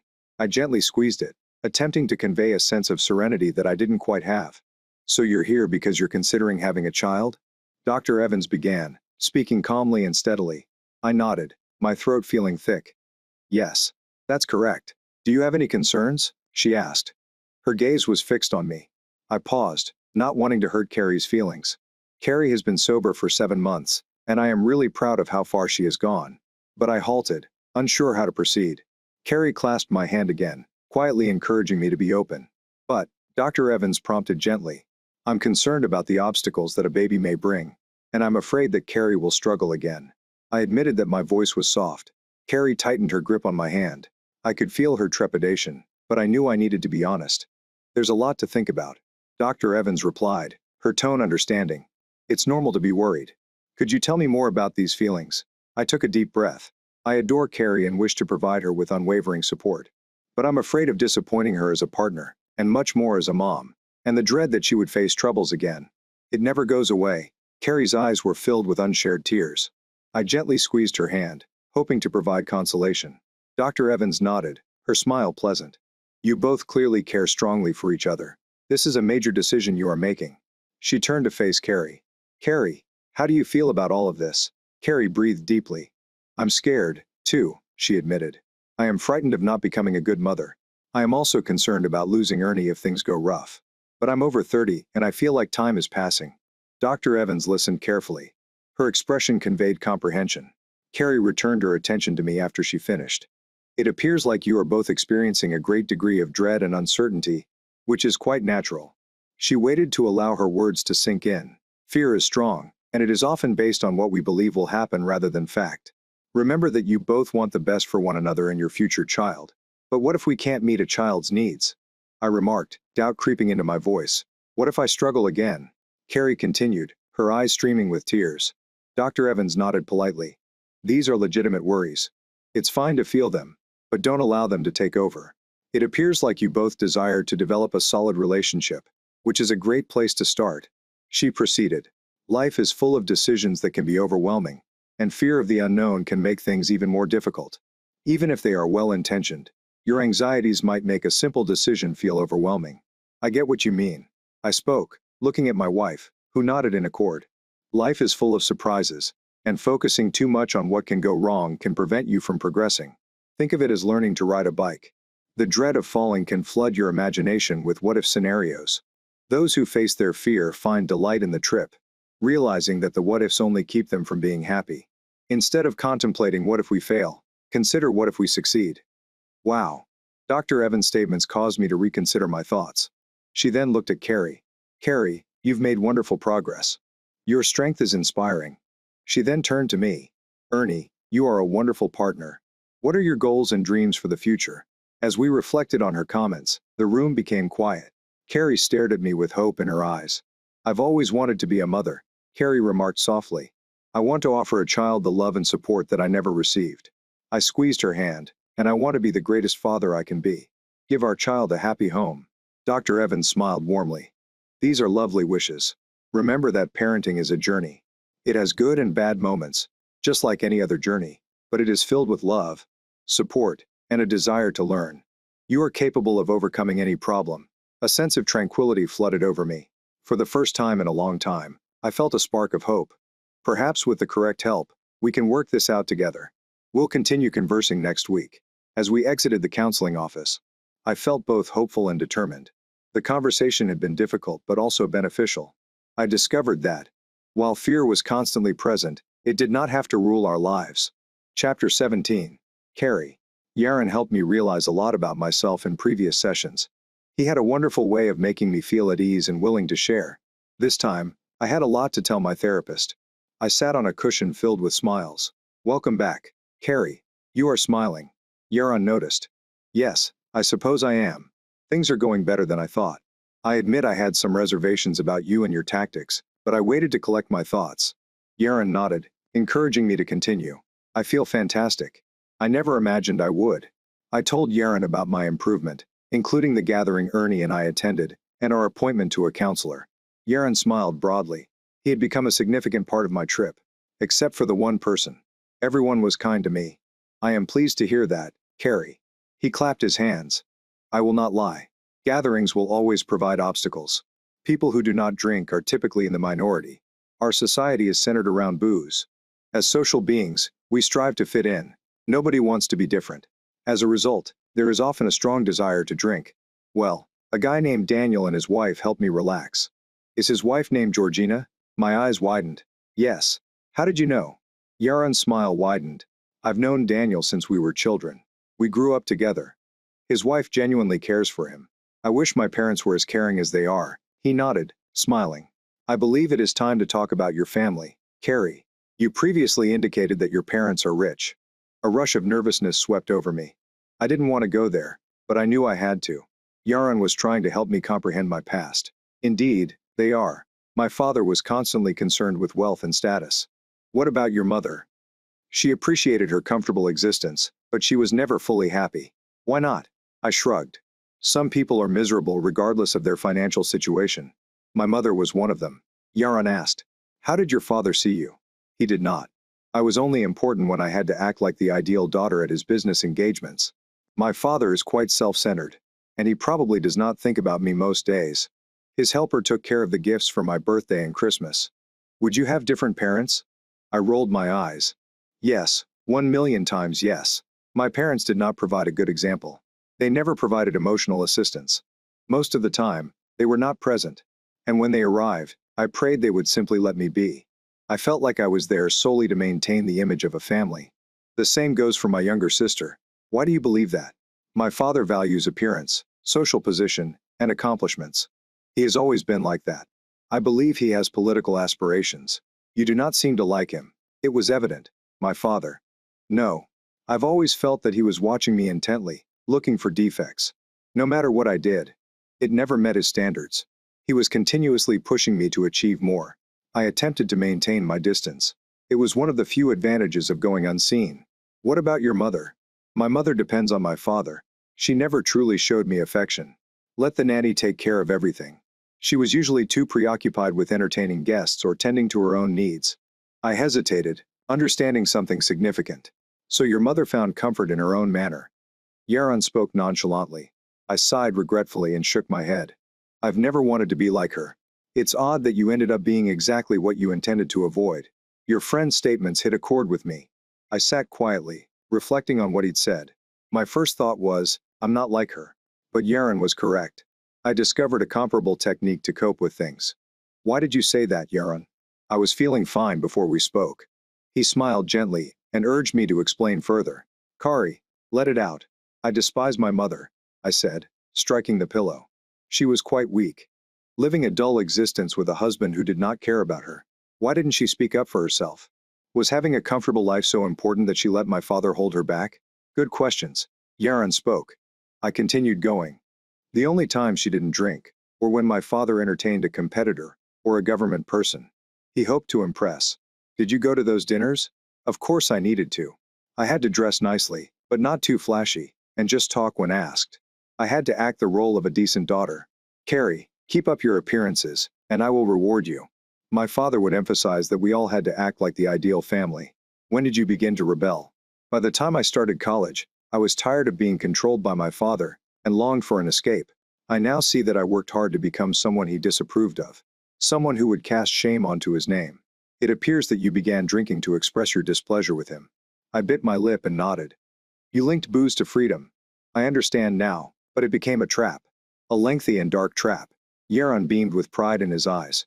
Carrie, you should be proud of yourself. It takes a great deal of guts to break free from addiction. You're getting closer to achieving your goals. Thank you, I whispered, but it has been difficult. Some days I feel like I'm about to slip backwards. Yaron nodded in understanding. Fear of relapse is prevalent. But you've gotten this far. You are strong enough to confront these obstacles. We make big improvements by taking little, nearly imperceptible actions.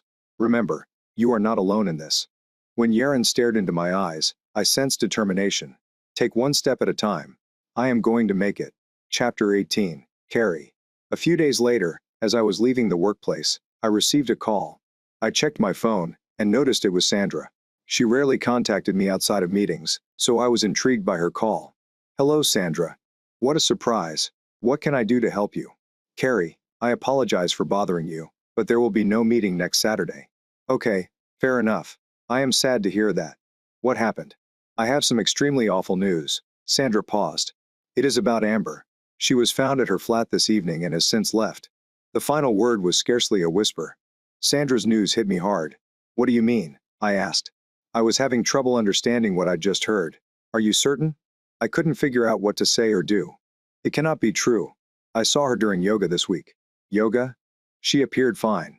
I shook my head and found it difficult to breathe. How did this occur? Sandra. His voice sounded thick. It appears she has resumed drinking.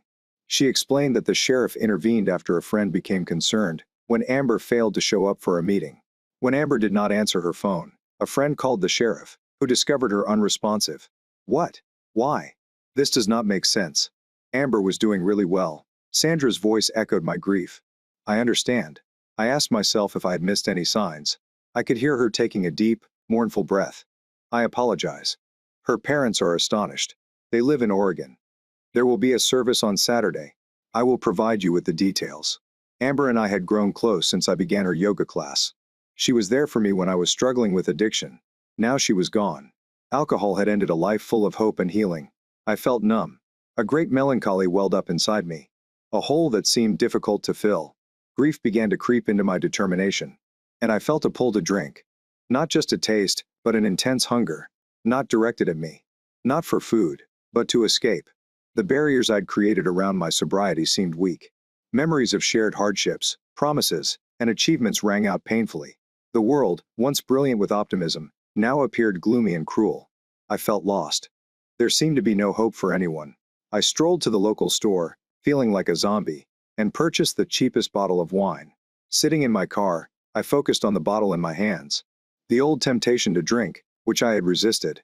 As I awoke, the bottle appeared to beckon out to me, promising to relieve my misery. One part of me wanted to give in and drown my grief. I was well familiar with that path, full of dashed hopes and broken promises. But another part of me clutched onto a glimmer of optimism. I reached for my phone, my fingertips hovering above Cindy's name. I called her 10 times but received no answer. She was undoubtedly going through the same agony as I was. Why can't I contact anyone? I yelled, irritated, and smacked the driving wheel. Next, I tried my hubby. Ernie's phone was turned off. He was most likely attending his Al-Anon group. Why is this happening? I gazed up at the sky. There are tears in my eyes. What should I do? Then I thought of Yaron. My palms shook as I called his number. Please pick up. After a few seconds, I heard him speak. Hello, Carrie. What can I do for you?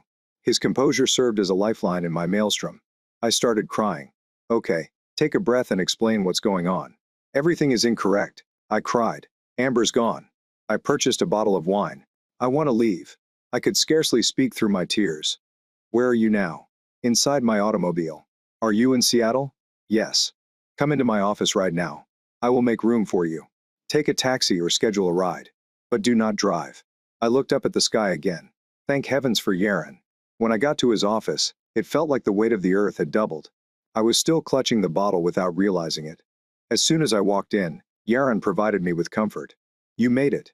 I collapsed into a beanbag, my body shivering. I am broken. I managed to whisper, barely audible. I am beyond repair. My remarks remained in the air. Yaron gave me a bottle of water and took the drink from my hand. Okay. Draw a deep breath. Exhale slowly, then drink some water. I did as he said. I felt completely lost in that moment. Now, tell me what happened. You stated that Amber had left. She was in your AA group, correct? Yes. My yoga teacher too. I took a long sip of water and breathed deeply. My hands trembled. Losing a friend is difficult, but there's more to it, isn't there? I swallowed, but the tightness in my throat refused to go away. She was doing fine, Yaron. Very nicely. It doesn't make sense. He nodded. She's gone now. I can't believe this. She'd been sober for about a year. So you're suggesting that if Amber doesn't make it, there's no hope for me? I said, dropping my head. There is no hope for any of us. This addiction will prevail in the end. We're all broken, Yaron. Broken beyond repair. Yaron rose up and took an item from a shelf. When he returned, he carried a little blue bowl. It was delicate and beautiful, but it had plainly been broken into numerous pieces and meticulously reassembled, with the cracks filled with something that looked like gold. Are you familiar with the Japanese art of kintsugi? He asked. No. I shake my head. I suspected there was going to be a lesson. Yaron stated that it is the age-old practice of repairing damaged ceramics. They fix this bowl with lacquer and gold. Instead of covering the flaws, they become part of the tale, making it more beautiful for having been through them. It is even stronger than previously. Okay, I answered softly, trying to comprehend how circumstances like yours may break us. I mean, you drink and have a family history. But he seems thoughtful. We can decide how to put ourselves back together. Some things cannot be ignored. But that does not mean you have to remain broken. I can put myself back together, I whispered. He nodded. You can accomplish this with a fast fixer. Or I could try the Kentucky thing. He chuckled gently, and I smiled back. Kensuke-see, I repeated. You mean I can repair myself with gold and become stronger? He applauded. Exactly. You come here every week to confront your issues. You attend your sessions and have been candid about your challenges. I believe you understand. I nodded. You've worked hard to improve your life. This is more than just a quick remedy. You're repairing yourself with gold. He handed me the bowl. Here, this is for you. When you're feeling unsure, remember this bowl. Oh, I can't handle it. It is too much. I said, shaking my head. I want you to get it. Yaron insisted on holding the dish out more. Are you certain? I'm positive. Thank you. I took the bowl and admired it. It's beautiful. You're no longer broken, Carrie. You arrived here with the wine bottle unopened. He pointed to the table where the wine bottle was. It no longer tempts me. I'll place it on the shelf as a symbol of your victory. He was correct. That wine bottle was not a symbol of weakness but of strength. You can keep it. Kintsugi philosophy emphasizes that strength is more than just overcoming adversity. It is also about embracing the road of healing and regeneration. Repairing damaged pottery, like caring for it, requires time and attention. Healing oneself requires patience and attention to address the challenges you confront. I nodded, acknowledging this concept. I softly caressed the smooth dish I was holding. It represented my journey to recovery. I told my therapist I wasn't broken anymore. You are not. He agreed. I feel stronger now. Yes, you do. He smiled widely. One of the most difficult elements is letting go of the pressure to be flawless and starting to be yourself. Oh, Yaron, thank you very much. I felt lost when I initially arrived here. I spread my arms wide, and we had a brief moment of oneness. When we took a step back, he pointed to his chest and asked, Team Kari, remember? I laughed, feeling a variety of emotions. I grabbed a tissue, wiped my eyes, and raised my fist. Team Kari. The following few hours were filled with tears and phone calls. The next day, we discovered it was a terrible issue involving sleeping medicines. The memorial service was devastating. We were taken aback by Amber's sudden departure and felt tremendous grief for her. We embraced and cried on each other's shoulders. I appreciated Pastor Marsden's discussion of alcoholism. It was a message that everyone needed to hear. Ernie came with me and held my hand the entire time. I disclosed everything about my difficulties. I showed him the bowl and discussed what Yaron taught me about kintsugi. Your therapist is correct. You're stronger now. If I may add, even more gorgeous. I carried the bowl to the next meeting and finished by sharing my tale with the group. Sandra smiled at me and said, "Thank you, Carrie. We needed to hear that. Helping others is an excellent approach to putting things right. You helped us today." Chapter 19. Ernie. One morning, I was summoned to the principal's office. This was odd. So I considered why Mr. Livingston wanted to speak with me. I was shocked to find Carrie already there. There were 2 cups of tea and some cookies on the desk. "Good morning, Ernie." Mr. Livingston invited them in. "Have a seat. Do you know your wife?" Carrie smiled at me. "Hello, love. I called you, but your phone was off. You know, I turn it off during class," I explained. I sat with my wife. My brow wrinkled slightly with inquiry. Mr. Livingston remarked, "I have heard great things about you, Carrie." "Really?" she responded. "A couple of professors had a great concept, which I wanted to discuss with you both." "Okay," my wife said, seeming interested. "Carrie, the first understand you are recovering from drinking." Mr. Livingston stated, getting to the point. "Yes, I am." Carrie replied consistently. "I've been sober for 8 months, 3 weeks, and 2 days." "That is impressive." Mr. Livingston spoke, his eyes gleaming. "Can I ask you some questions about it?" Carrie paused for a moment before nodding. "Go ahead. What exactly constitutes alcoholism?" Mr. Livingston inquired. "According to what I've learned in AA, an alcoholic is someone who cannot manage their drinking and refuses to stop, even if they wanted to. When I was drinking, I couldn't understand the point in quitting." Livingston nodded, indicating interest. "Is it difficult for you to stay sober?" "It is. The beginning was the most difficult," Carrie admits, "but it has become easier. I had my husband's support the entire time. I attend meetings and have a sponsor and therapist. Having support is crucial." "What are your feelings on alcohol in people's lives, particularly among young people?" "Alcohol is everywhere I go. It appears that a party or gathering is incomplete without alcohol. People don't even blink an eye when someone drinks too much at a gathering or receives unpleasant news. Being sober has made me realize how common alcohol is in our lives. I once felt like I fit in, but now I feel like an outsider." Mr. Livingston smiled widely. "I phoned you because I want you to share your story with our pupils."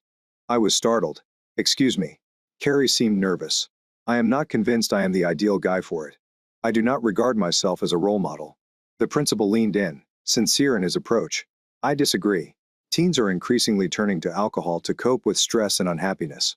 Peer pressure is a huge factor, and many people believe it helps them appear cool. We need to show them that drinking is not a solution, but rather can exacerbate problems." Carrie listened closely. Her expression softened. "They need to know about your experiences," he encouraged. My wife looked at me, and I shrugged. This was not up to me. "If you believe I can help, I suppose I could try."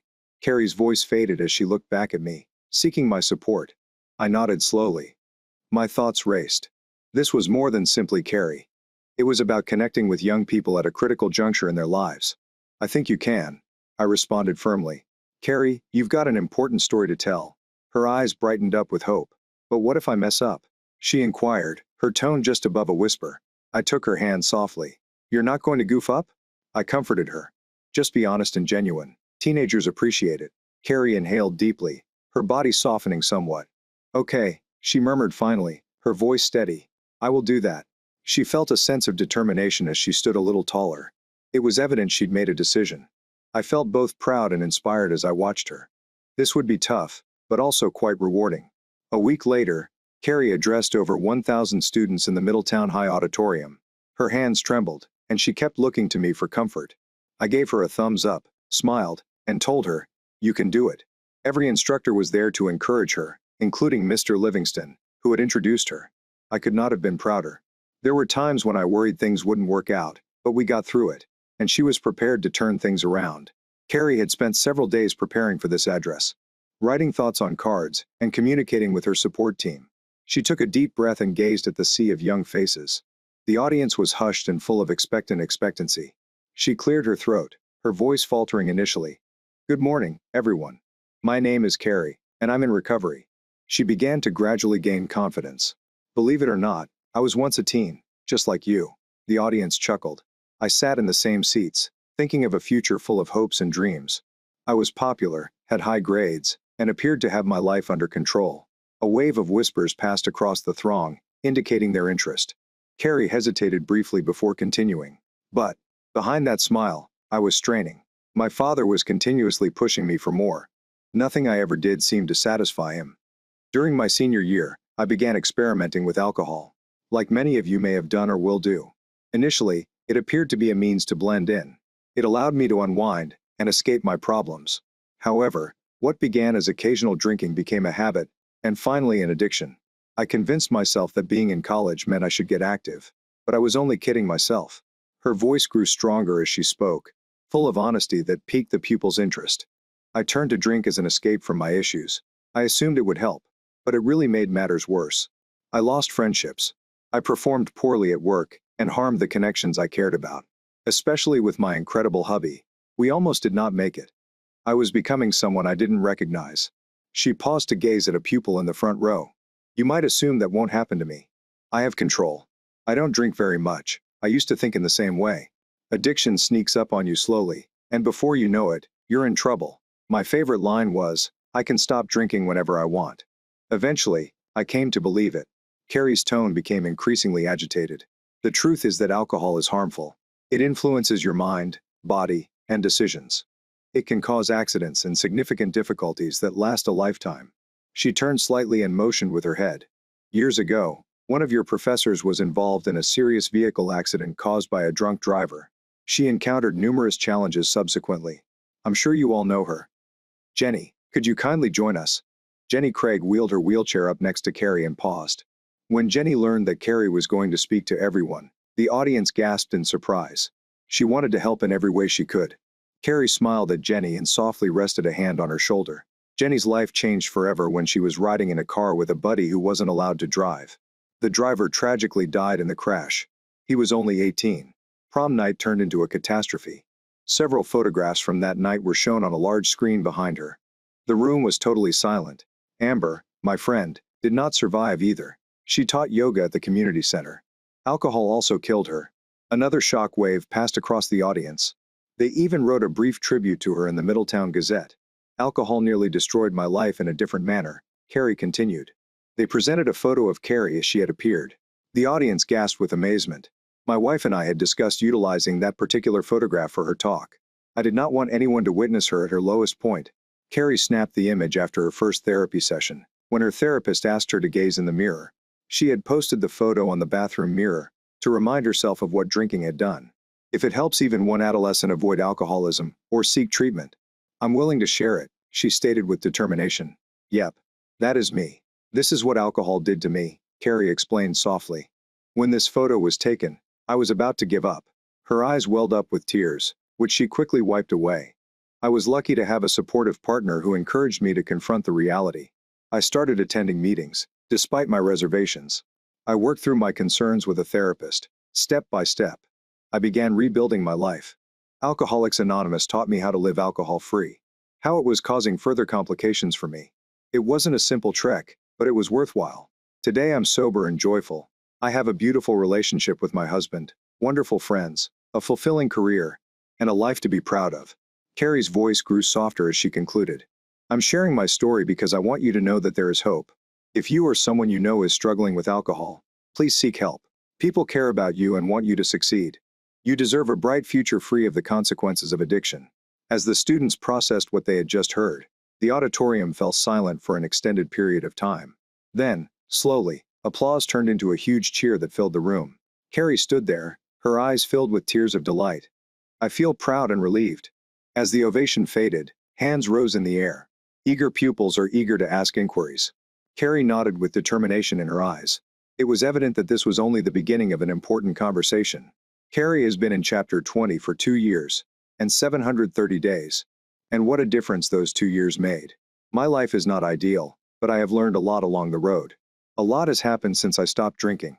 In many aspects, my life has changed dramatically, and I frequently have to remind myself to embrace this transformation. There is so much to do and so little time to accomplish it. I forgot how different everything is nowadays. I recall that on day 1, when Ernie discovered me lying on the floor, I was in a lot of pain. Now I see how easy drinking can go from enjoyable to destructive. It begins with beverages during festivities. Then you rely on it to relax and deal with emotions. It quickly becomes a coping mechanism for any feeling. Life is rough. Modern life adds to the pressure to be perfect, accomplish well, and succeed. My family history did not make things easier. I used to be intimidated by my father. I never told him about my sentiments since I was too terrified. I stayed quiet and drank to cope. I once sent my folks a lengthy email explaining my troubles. They never replied. Maybe one day I'll get to speak with them and explain everything in person. But I've let go of the rage I had toward them. My incessant thoughts are finally silent. They no longer have influence over me. The steps that once terrified me are now complete. I am at ease and want to hang on to it. I continue to apologize to individuals I have wronged, and I see them frequently. I drink to cope with difficult situations. However, if you've been accustomed to relying on it, it's difficult to function without it. You become increasingly apprehensive and afraid, and you stop moving forward. Your world becomes smaller. I've learned that when life gets tough, booze is the last thing you need. You might think that with all of this, opting to quit drinking would be simple. It was not. I felt as if I were standing on the edge of a precipice, about to jump. 2 years ago, I was afraid. My drinking had gotten out of control, and I was about to lose everything I cared about. My husband, with his good intentions, helped me back from the brink. My love for him outweighed my need for drink. And that's what saved me.